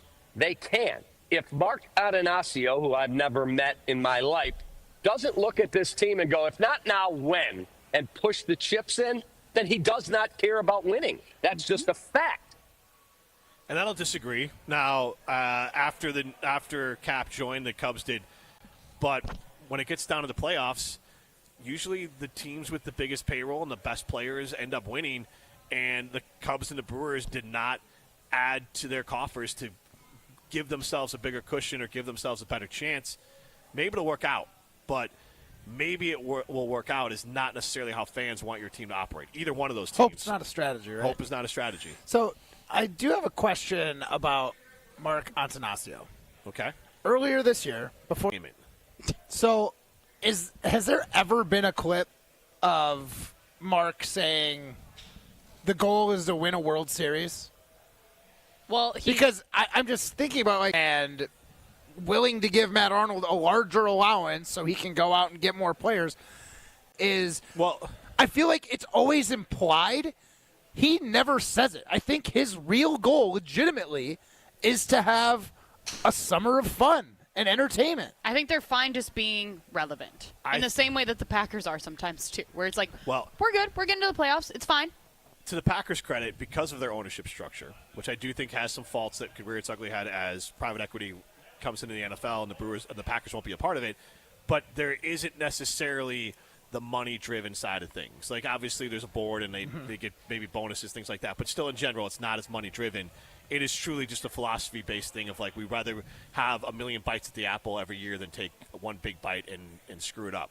The Brewers sure the hell seem more of, and that's not just them. Again, the Cubs are doing this. The Cubs done the same thing. Operational cash flow. If you're a fan, your eyes roll over in your head. Talking about gate revenue, talking about the economics of baseball. Here's the other thing: we're probably headed towards a lockout or stoppage too. So, are these teams trying to make sure they don't have too much money on the books? Are they trying to? They won't have revenue coming in. The players won't either. But there's all these different things that some of these owners. Who I believe, if you are worried about operating in the black, you shouldn't be owning a professional sports team. Professional sports should be a equity play. That the Mark Atanasio bought the Milwaukee Brewers, and I believe they're worth well over $1 billion more than what he paid for them. That's the money you make out of something. It's like buying a house. Mm-hmm. You're buying a house. You shouldn't buy anyone that does remodeling tells you don't buy a house to flip it. You don't do a remodel to flip it because you're going to lose money on it. A house is a long-term investment, and the money you make out of a house is in the very end of it, at the very long-term, 10, 15 years. That's why mortgages are 15 to 30 years. It's a long-term investment. Owning the baseball team, owning a professional team should be a long-term investment. I'm not worried about year to year. I don't worry about my taxes or what I'm paying year to year. I worry about what do I owe on the house and what is it worth now. That's the equity I have in that house. Mark's not going paycheck to paycheck, you're saying? Yeah, but Mark... But he's kind of making it seem like he's acting like that's how he wants to operate this team. Right. He's got a monthly budget, and that better be in the black every single month, and ignoring the fact, conveniently, that on the other side of it, the equity in this team is growing at an exponential rate. For what it's worth, Atanasio bought the Brewers in 2005 for $223 million, and according to Forbes, as of April 2025, they're worth $1.2 billion. Yeah. So, $1 billion more. It's insane. And the Cubs, I don't give them a pass either. They talk about, we got operational costs. They don't own the team. Don't own a team if you are sweating the operational cost. If you're going to cut corners. Yeah, no fan wants to root for a team where their owner's talking about the budget. That's true. And that will frustrate it. I'll call my own teams out for it. I hate when the Cubs talk about it. Thankfully, I don't hear the Bears talk about it. I would hate any team talking about it. I want to talk to Mark and tell him, you know how much operational costs you will make in money if you get to a World Series? Right. You know how great that would be for your bottom line this month? The other, because, look, we all saw The Last Dance with Jordan. That was a lot about money. Yeah. We could pay these guys all this money. We could pay other people less and maybe win close enough. It didn't work out, obviously. Mm-hmm. So Bulls are another, and the White Sox, the same owner. But, there's plenty of teams to do this. This isn't just the Brewers. There's teams in just down in Chicago. It's disgusting no matter any team is doing it. I do not ever want to hear a team I root for talk to me at all about turning a profit. Don't own a team then, because you are making money every damn year with the valuation of that team. Yeah. And if you can't do it, sell it like the Lakers did. Sell it like Mark Cuban did. Yeah. And take your cash and go steal some more sand. This is Jim Matt and Molly, presented by Allegedly. Coors Light. Allegedly. This is Wilde and Tausch continues next on 94.5 ESPN, presented by Pella Windows and Doors of Wisconsin, and sponsored by American Family Insurance. It's Ben Brust from KBN. Join us live at IKEA Oak Creek on Friday, August 8th from 2 to 5 p.m. We're bringing the fun, and IKEA's bringing the flavor with their summer barbecue bash. From 4 to 7 p.m., IKEA family members can feast on a buffet packed with barbecue classics. And yes, there's a little... Just like Associated Bank's got you with Access Checking. It's maintenance fee-free with no minimum balance requirements. So when you take your first yoga class in 10 months, your body might surprise you, but your checking account won't. You've got this with Access Checking from Associated Bank. See associatedbank.com/checking or ask a banker for details. Member FDIC. With Progressive's Home Quote Explorer, you can easily find the right home insurance for you, even if it's not with Progressive. But if you don't choose us, then sure, okay, it's not going to work out. We're not going to cry about it or stay awake wondering what our future together would have looked like. We can't get emotionally invested, even if it sounds like we are. Progressive's Home Quote Explorer allows you to easily compare home insurance rates and coverages in one place, even if it's not with us. Progressive Casualty Insurance Company affiliates and third-party insurers. Comparison rates not available in all states or situations. Prices vary based on how you buy. I love you. I shouldn't have said that. You gotta dip your chicken strips. Hey, this is Kiani. And this is Tabitha. And a little thing we love about Chick-fil-A chicken strips is all the different sauces we can dip them in. I like to line up all my favorite sauces so that in every bite, I have a different flavor. Then with the tenderness of the chicken, the juiciness of it, it's all there. And for me, I like to mix my sauces so I get a little tang and I get a little sweetness all in one bite. That's what makes it for me. That's what does it for me. That's what I'm saying. It's the summer of Chick-fil-A chicken strips and sauces. Order now on the Chick-fil-A app. Real guests paid for their testimonials. Ready to escape to a resort that has it all? The Island Resort and Casino is your total thrill getaway, where championship golf, a luxury spa, world-class gaming, and epic entertainment come together. Tee it up at Sweetgrass and Sage Run. Unwind at the Drift Spa. Dine, play, win, repeat. Go all in on an unforgettable getaway. Book your total experience today at islandresortandcasino.com. We've all had those moments walking through the Expo Center at the Wisconsin State Fair and thought, ooh, that would be nice to have. Hey, this is Jen Latta from Jen Gabe and Chewy telling you that my purchase of an infrared sauna from Good Health Saunas is one of the best things I've ever bought, and it came at the State Fair. I can feel the extra energy and flexibility that I've gained from using my sauna, plus my skin and hair look better than ever. And with the amount that I travel, its detoxification benefits are totally worth it. Visit Good Health Saunas at the Wisconsin State Fair. Full product details are available at goodhealthsaunas.com. To help those who want to be helped, but may not be able to afford it. That's what PGA Tour winner Grayson Murray had envisioned for a foundation before he sadly took his own life at just 30 years old. His parents channeled their grief into creating the Grayson Murray Foundation. Take care of it. Dented bumper, scratch paint, Fisco Auto Body will take care of it. If there's any damage you need fixed, Fisco has you covered. Their expert workmanship is guaranteed for the life of your vehicle. So stop in for all of your auto bumps and dings. Once again, you know the line. That's Fisco, Fisco, Fisco. This is Wilde and Tausch on 94.5 ESPN, sponsored by American Family Insurance. Insure carefully, dream fearlessly. Get a quote and find an agent at amfam.com. Jim,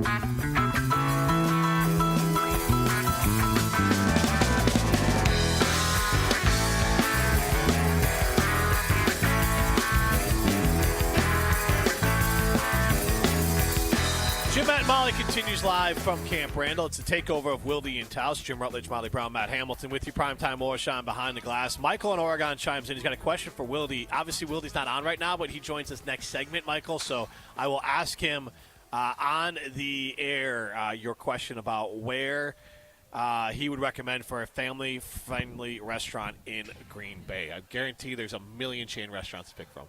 Chili's. Does Chili's still exist? The chain restaurant capital of the world, Green Bay, Wisconsin. That was a nice question. It Now is a you're nice just question. throwing shots.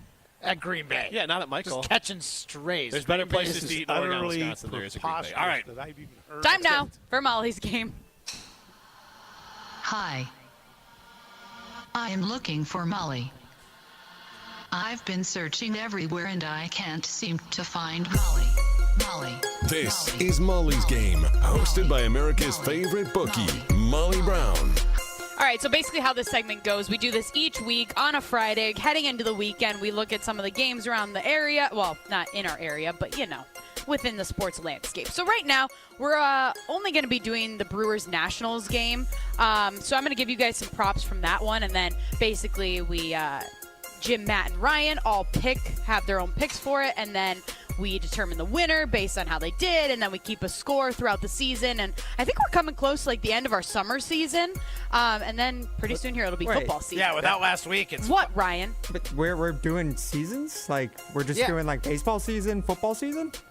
Well, no. We're going to do chapters. Yeah. Right? Chapters. This was eras. Yeah. Right now it's What? Jim 5, Matt Yeah, we're 3. going to do eras. Yeah, Let's bring in T Swizzle in here. We're going to do it. This is our summer era, or post Molly's maternity leave era, because that's what we're in, kind of. Even though that was forever ago. So that's a bit of a mouthful. Football season. Yes. Yeah. All right. Anyways, so first up, you guys, the Brewers take on the Nationals. Over under 8.5 total runs in tonight's game. By the way, these are all for tonight's game, just so you're all aware. Okay. Matt, since you think that you won last week, and I don't have my sheet. Usually we recap last week, but I don't have it with me. So Matt, you believe that you won last week. I don't know if that's true. You go first.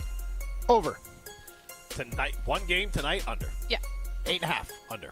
Ryan? Brewers are going to score 8 tonight. I agree, Matt. I'm going over.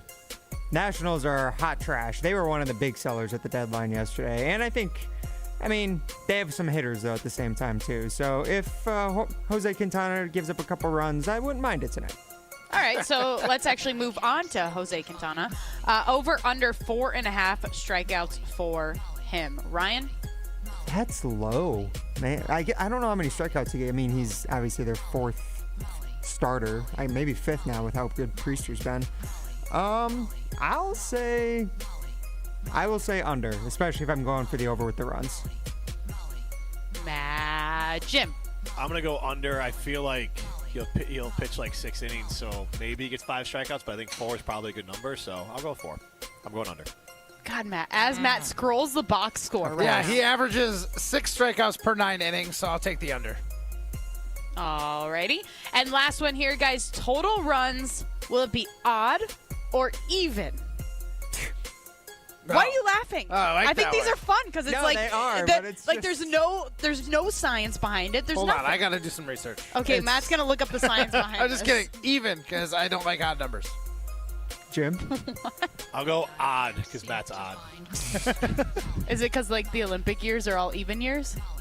Yeah, sure. That's fun. Okay. Perfect. Put you on the couch and a little psychology into what your thought is on numbers. I'm so averse to being called odd that I'd rather just pick even numbers. Take that. You are odd. I thought you were you embrace the oddness. I thought you were proudly odd. Me too.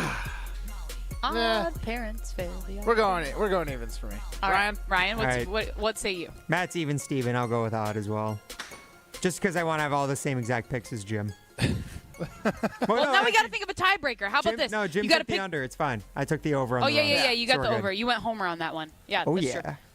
All right. Hey, all you sports bettors, if you aren't making your wagers at Potawatomi Casino Hotel in Milwaukee, you're missing out on an elite experience. Honestly, it's a complete sports betting paradise. Their state-of-the-art venue has dozens of self-serving betting kiosks, seating for over 200 people, a first-class bar and restaurant, and a VIP deck. And if that's not enough for you, there's a giant video wall that's over 2,000 square feet.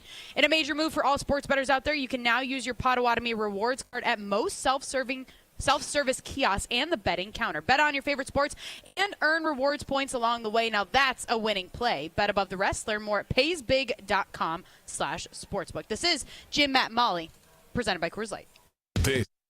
Wilde and Tausch continues next on 94.5 ESPN, presented by Pella Windows and Doors of Wisconsin, and sponsored by American Family Insurance. Woo! Hey, this is Ben Brust from Kyle Brust and Nortman on ESPN Wisconsin. People can't stop screaming about the Screamin' Sicilian frozen pizza, and no wonder. There's plenty to scream about, like the buttery stone-fired crust, secret recipe tomato sauce, mounds of whole milk mozzarella, and tons of premium toppings. Find Screamin' Sicilian in your local grocer's freezer and find out for yourself why Sporked called Screamin' Sicilian's Holy Pepperoni frozen pizza the best of the best. Screamin' Sicilian, taste what all the screamin' is about.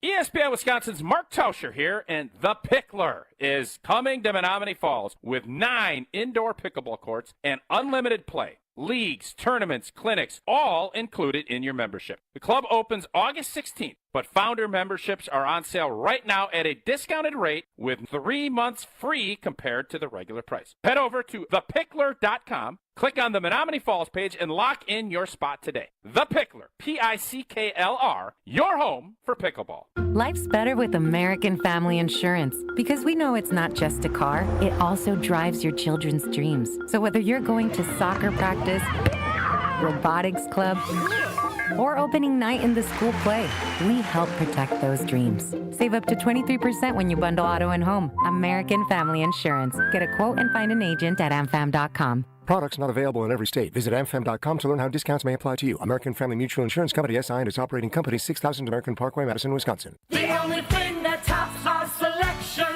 is your savings discount liquor. Faith and Bigora, lads and lassies. Irish Fest is almost here. One of the great Milwaukee summer festivals. And we'd like to send you there. Compliments of Discount Liquor. Hi, this is Marie from Discount Liquor. Purchase any one 18-pack of Miller Lite, Draft, or 64, or Coors Light, and receive 1 free ticket to Irish Fest. But don't delay. Tickets go quickly, and I know you don't want to miss all the great Irish food and beverages. Visit us today at 51st in Oklahoma and Milwaukee, and on Barstow and Maine in downtown Waukesha. Discount Liquor, voted best liquor store in Milwaukee again. See us this week for your free Irish Fest ticket. The only thing that tops our selection is your savings discount liquor. Check out all of our weekly specials at discountliquorinc.com. At Citizens Bank, we believe banking is more than transactions. It's about being recognized and remembered. It's feeling like you're understood and supported along the way. It's the small stuff that says, we know you. Because when your bank gets you, banking just feels better. Citizens Bank. Bank where you belong. Learn more at citizensbankwi.bank/belong. Citizens Bank is member FDIC. The deals are heating up at the Summer Savings Event all summer long at Cunis. Get the hottest savings of the year at nearby Milwaukee Metro Cunis locations in Oak Creek, Greenfield, and the new Cunis Hope Chevrolet on West Metro Auto Mall. We have sizzling new vehicle specials on the most popular cars, trucks, and SUVs from Chevrolet, Buick, and GMC. Or with one of our 10 pre-owned super specials, you'll be swimming in a pool of savings. Plus, keep your vehicle refreshed with our service specials on brakes, tires, and oil changes. I'm Brian Bohm, General Manager of Cunis of Oak Creek. And I'm Bill Eater, General Manager of Cunis of Greenfield. We would like to invite you to take advantage of these great monthly specials. And remember that your vehicle will be covered by our exclusive No Fear Lifetime Powertrain Warranty included with new and qualified pre-owned purchases. Call or stop in today for your VIP appointment. Get outside and enjoy the Summer Savings Event at Cunis. Start your search online at CunisMilwaukee.com. You're listening to Wilde and Tausch on 94.5 ESPN. Presented by Pella Windows and Doors of Wisconsin. Call Gina Della from Pella at 855-PELLA-WI or visit online at PellaWI.com/radio. Quick question. You are one of one. Three-time Wisconsin Sports Writer of the Year. Help me understand a little bit more clearly what you're asking. Did you ever hear it called Don't Go Jason Waterfalls? Is this Matt Hamilton? I say that so helplessly, but like I feel like it. Desperate sound in your voice. Yeah. I am. Jason Wilde. He's on Jim, Matt, and Molly's takeover of Wilde and Tausch. What's up with that? What's up with that? What's up with that? What's up with that? The takeover of Wilde and Tausch by Jim, Matt, and Molly continues, but we are thrilled to be joined by Jason Wilde, Jim Rutledge, Matt Hamilton, Molly Brown with you, Primetime Lorisheim in the Everlight Solar studio. Jason Wilde at Packers practice. And Jason, I guess the first question I had here, because it seems like a lot of names, maybe new names, are not at Packers practice today. So anything from Coach LaFleur about why people are missing before practice or anything fans should be worried about? Well, I don't know if anyone needs to be worried about it, but yeah, they've got a pretty good list of guys that are hobbled, and that's why they're not in pads. They're in shells, and we're going to be done in about 14 minutes. They hour and 20-minute practice today, and Matt LaFleur said he did curtail it for that reason. Interestingly, among the guys that are not practicing are, I think, two that are significant, although I don't think their injuries are significant. It's just that, they're starters. So Rasheed Walker has a groin injury. So yesterday we saw Jordan Morgan get a bunch of reps at left tackle. So that may have been a factor in it. So if we thought we were able to kind of handicap the race for the left tackle job and said, oh, well, wait a minute now, look at all these snaps that Jordan Morgan's getting. Maybe Jordan Morgan is moving into position. I mean, it depends what you do with the snaps, but he was getting the snaps because I don't know if this happened during his lap or when he hurt his groin, but Rasheed Walker was not out there for a lot of yesterday, and now he's out completely today, so more reps for him. And then the other one of note is Nate Hobbs, so everyone's a lot safer at practice today, but he's got a knee that is keeping him out. There was some concern a little bit yesterday because Jaden Reed dropped out of practice. Not only is it a toe injury, but apparently it's not a serious one because he's been out here. He ran with both the number 1 offense and then he ran with the number 3 offense. So if you have a toe injury, taking snaps with the number 3 offense probably wouldn't happen if it was a real concern. So clearly it's not, and he had a really nice juggling catch that was tipped by a defender that he came down with. So it looks like Jaden Reed is fine. Jason, is there anything new with Elton Jenkins that I haven't heard? Hey, playing center. How does he know what you know? Well, no, like the contract things. Like, I was gone for 4 days. Like, I might have missed it. Believe it or not, I am not the most dialed-in person on the show. Color me surprised. He doesn't know what you know. Yeah, he doesn't know what you knew or didn't know. He can make a pretty safe assumption. So, Jason, he knows nothing. He didn't even know that he was playing center this year. Yeah, so I would say this. Channel3000.com. It's free. They don't have, my old gig at the State Journal. There was a paywall, and I would get these people who I would tweet out the link to a story, and then all they'd write was paywall.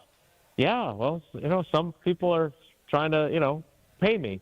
And so that's part of it. But now the great team at WISC TV3 does such a great job with their advertising work and everything else that we're able to have our Packers coverage be 100% free of charge. So, Matt, you can download the app and read it, but you can get caught up fairly easily. But to answer your question, if you know how I don't to think read. there's much new. No, I know you do. Come on. Bedtime. That would be something. So I would say this to answer your question. I think he's really he looks more and more comfortable every day. So that's part of it. This, again, is something that he wanted to do later in his career, and they brought it up to him right away in his exit interview after the season because it was pretty clear they were not going to keep Josh Myers as their starting center. So this is all kind of going according to plan, except for his plan to get himself some guaranteed money. That part obviously did not go according to plan as he had been hoping. So, unfortunately, and we have, it would appear to be, oh boy, this can't be good because there's a lot of guys kneeling, and it's Emmanuel Wilson who went out on a ball down the field, and Jordan Love overthrew him, and he was kind of twisting and turning, trying to make the catch. It fell incomplete, and then he hit the ground, and he did not get back up. So he's got the training staff over there with him at the moment.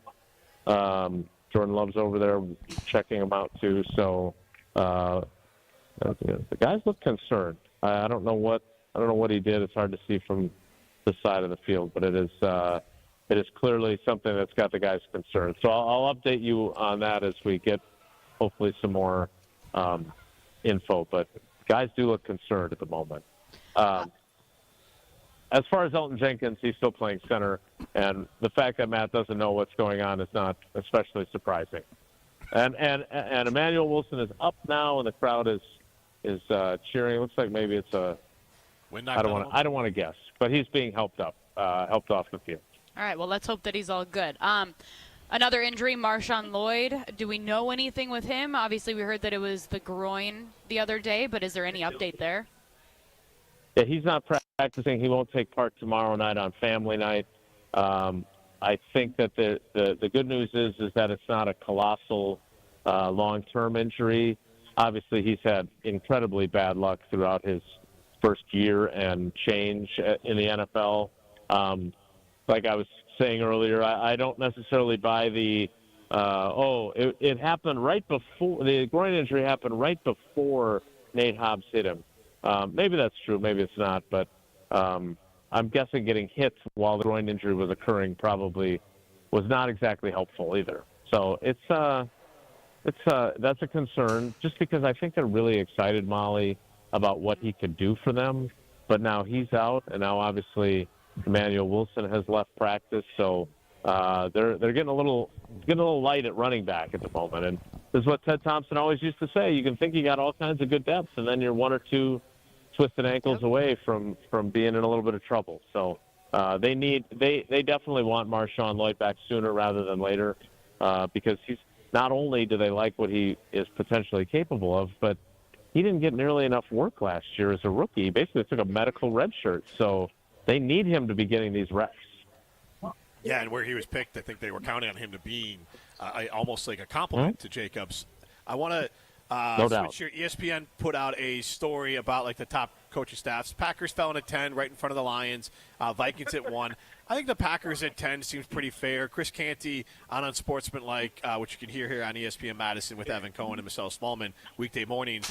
He had this to say, and I wanted to kind of hear what your thoughts were about Coach LaFleur. It seemed complimentary. This is somebody that the organization was on the fence on before last season on whether or not they were going to fire his ass. So I'm not going to sit here and crown Nick Sirianni because they went on a magic carpet ride run. I'm not going to do it. Listen, everybody wanted to line up and crown Doug Peterson. They ran his ass out of town a few years after he won the chip. And that was the Eagles' first Super Bowl title. So I'm not going to crown him. Conversely, what Matt LaFleur has done, what I've seen in Green Bay, transitioning from a legendary quarterback in Aaron Rodgers to Jordan Love and keeping that succession of 30-plus years of outstanding quarterback play going in Green Bay is impressive. He would have been in the playoffs every single year had Aaron Rodgers not lost a Week 18 winning-in game against the Detroit Lions, who had nothing to play for that season. So, yeah, I got a bank full of respect for Matt LaFleur in terms of his program building. A ton of it. Jason, I'll let you react to what Canty said. Pretty complimentary. Yeah, and not so complimentary of Nick Sirianni, though. Or of the way the Eagles. The Eagles were 8th on the list. Or the way the Eagles operate. Yes. Yeah, look. I mean, I think, and one of the reasons why I was interested in what you said there was that the Lions are 11th, right? Because the jury is so much out. They were talking about it last night on the broadcast. Musburger wasn't telling stories about gambling, that with two new coordinators, and Sirianni's a perfect example, right? They go to a Super Bowl with two coordinators who then get head coaching jobs. They still made the playoffs the following year, but there were people that were really down on Sirianni, and he changes out coordinators again after 1 year. And then he's got two guys that one's been a head coach, and then one ends up getting a head coaching job in Kellen Moore. So now we'll see again what he's like offensively with his new offensive coordinator yet again. Look, I would say this about Matt LaFleur. I think he's a very good coach. I think he's smart.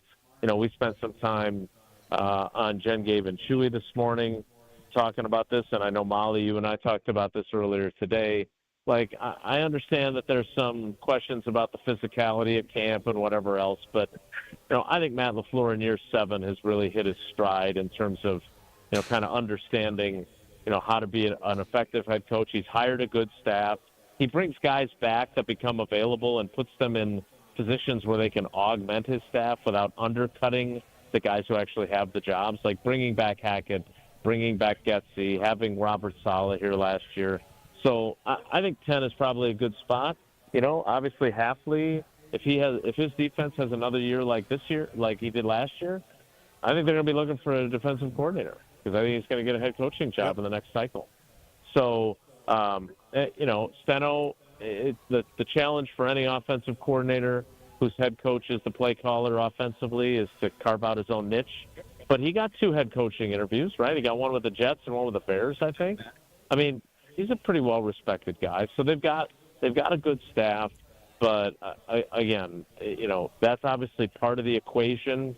And I'm finishing up my story about the Ball King today. And the question I had for LaFleur this morning was, everybody has things they emphasize, and everybody wants to get more turnovers. But when it comes to this Ball King thing, how important is it that there's like an excitement about it? And I think that's what good coaches do. He said, if you're entertaining in how you present stuff in meetings, you're going to get guys more engaged. And I think that is probably one of the areas where he's grown the most as a coach. Like his speeches to the team, I think he was always uncomfortable with that early on. I think he's found his rhythm there. To me, the biggest challenge for him and his staff is to reinvent the wheel of their offense to make sure that they're not predictable. And last year there were too many times where they were relying on guys to get open on their own and win their one-on-ones. And that is not the way this offense is supposed to run. This offense is supposed to scheme guys open. They get the ball, and then they make things happen with the ball in their hand. Yeah, absolutely, Jason. That is what seemed to work in 2023. We've got a texter, Michael in Oregon, wanting to know. Oregon. Well, it could be Oregon or Oregon. It's a 608 number. Oh, that's fair. He's on his way to Green Bay, taking his girls to their first Lambeau experience, and they're spending 2 nights at the Tundra Lodge. Do you have any family-friendly recommendations for restaurants? Well, you gotta if you want good food, and they do have ice cream according to the Wilde and Tausch rule of whether or not we can mention things. They have to have ice cream to get free advertising. My favorite pizza restaurant is Rustique Pizzeria in Suamico. My buddy Joe owns it, and it's even if he wasn't my friend, I would love it there. So if you like pizza, that is the must go to. We got a lot of fun things for kids to do in Green Bay.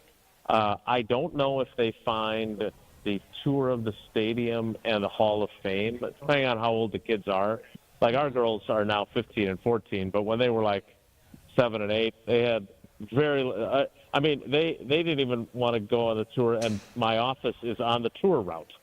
So if you think your kids might be interested, I do think the tour is interesting, and I do think the Hall of Fame with all the history is interesting. But I would try and make it. I assume they're going to family night if they're going to be here for 2 nights. I'm not the perfect parent by any stretch. Just ask Paula and the girls. But I would say spend more time at the Tundra Lodge and less time at Lambeau Field if you want to make sure that they're happy. I think that's a good piece of advice there. Jason, we got to let you get going. Thanks for hopping on and joining your own show twice in one day. Matt Hamilton doesn't show. Once curling season starts, he won't be on the show twice in a month. So we appreciate it. Not with comments like that. In all seriousness, it was, and I love it when I get to go to LaFleur's press conference because he's always confused when I'm there. Because obviously, I have to assume he scheduled it for 9:50 every day, knowing that's in the Wilde and Tausch window. So it's like a he got a couple of long-winded.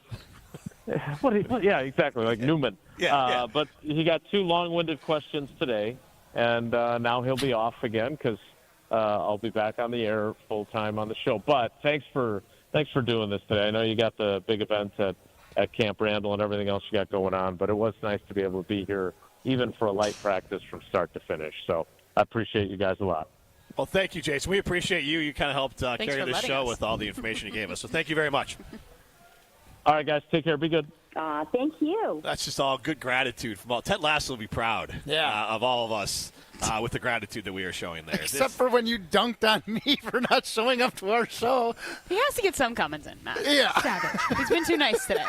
But I dunked on you in a very over-the-top way. Yeah. I said fair. 2 times in a month. Which is way too much. If I said 2 times in a week, it's very real. Like, that's too real. I have to be over the top. Yeah, okay. I see what you did there. It's only because Molly informed me yesterday that, we have 2 shows left, and then we're not hosting a show together as a group till, October. He said it by Coors Light.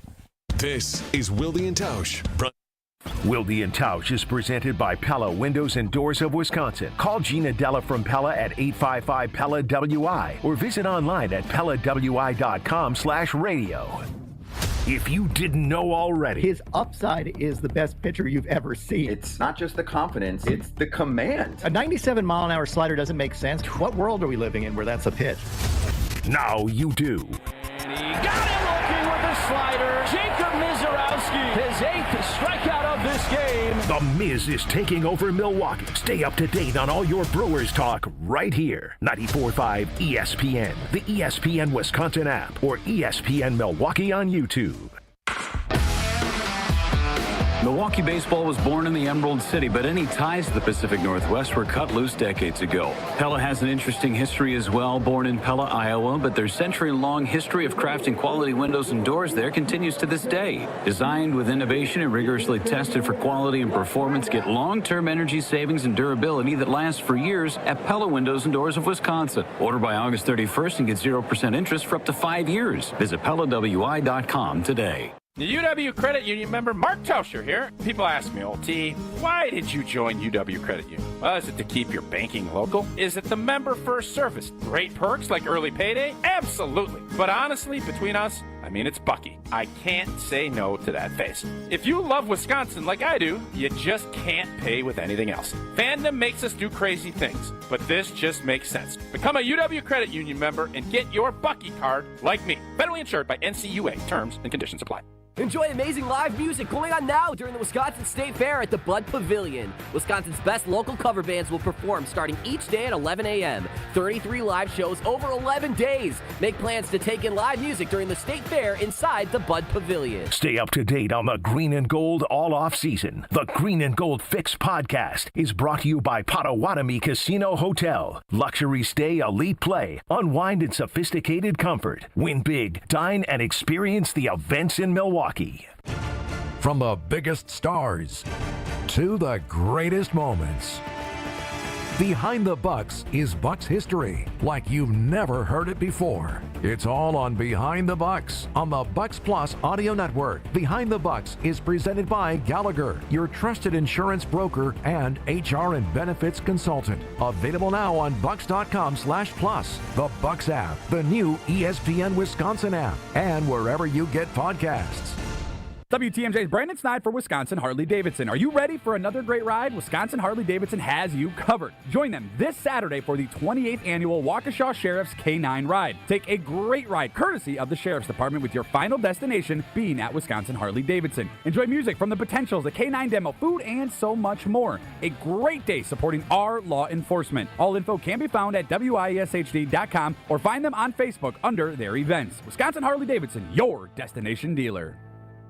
Escape to Lake Lawn Resort in Delavan, Wisconsin, where everything is better at the lake. Dive into endless outdoor activities, including boating, fishing, and paddleboarding on the serene Delavan Lake. Tee off at the lakeside Majestic Oaks Golf Course, or unwind in the award-winning Calidora Spa. Enjoy gourmet meals at 1878 on the lake, casual bites at the Lookout Bar and Eatery, and sweet treats at the Isle of Capri Cafe. Explore Delavan Lake's stunning shores and historic landmarks from the comfort of their 76-foot cruise boat, the Lake Lawn Queen. Book your stay today at LakeLawnResort.com. Hey, Jen Latta here, and as a client of the We Sell Group, I can tell you firsthand, Rob and Nick make the home buying and selling process easier. Right now, school's out, and that means it's the perfect time to list your home. The market is challenging and inventory is tight, but you don't have to face it alone. Rob and Nick are pros. They take the stress off your plate so you can focus on your family, your summer, and just breathe. Contact Rob and Nick to see what your home might be worth in this market. Connect today at wesell.kw.com. That's wesell.kw.com. You're listening to Wilde and Tausch on 94.5 ESPN. Presented by Pella Windows and Doors of Wisconsin and sponsored by American Family Insurance. Feeling blessed, never stressed. Got that sunshine on my Sunday best. Yeah, hey, every day can be a better day despite the challenge. All you gotta do is. Jim, Matt, Molly, the Takeover, Wilde and Tausch continues live from Camp Randall. Primetime Millerstein back at the Everlight Solar Studio. Jim Rutledge, Matt Hamilton, Molly Brown with you. And it is a Friday. It means it's a feel-good Friday brought to you by our good friends at Holman Lindsay. And I'll share one story. Hopefully you guys will have time as well. I'll keep it tight. Danny Parkins, who's a national radio host, still goes back to Chicago once a year to do a fundraiser. He started when he was down there. This year, long story short, they raised $750,000. All the money goes to cancer research. I believe his father and maybe another, his brother and maybe another family member passed away with cancer, and he took his platform and has maximized it and raised $750,000. That's impressive for someone who's in radio to be able to pull that kind of dollars in. I wish I had that kind of pull. Matt, you doing something good? Yeah, I'm doing a golf outing. McFarland-based, my old band teacher and classmate's father passed away a while back, and they're doing a golf outing for scholarships for McFarland students, so pretty cool. And Molly, we have one on Monday. Yes, our ESPN Madison Open, our third annual one at TPC Wisconsin, is on Monday, August 4th. We're benefiting Mentoring Positives this year, which is a nonprofit based right here in Madison. And you can donate if you text GOLF to 844-770-3776. All of the money that we raise goes to Mentoring Positives. So that's super exciting. All right, thanks for listening. This has been Jim, Matt, and Molly. You can stream it back on ESPN Wisconsin app. Miss any of today's episode of Wilde and Tausch, presented by Pella Windows and Doors of Wisconsin? Commercial-free full show podcasts are available free on the ESPN Wisconsin app. The only thing that tops our selection is your savings.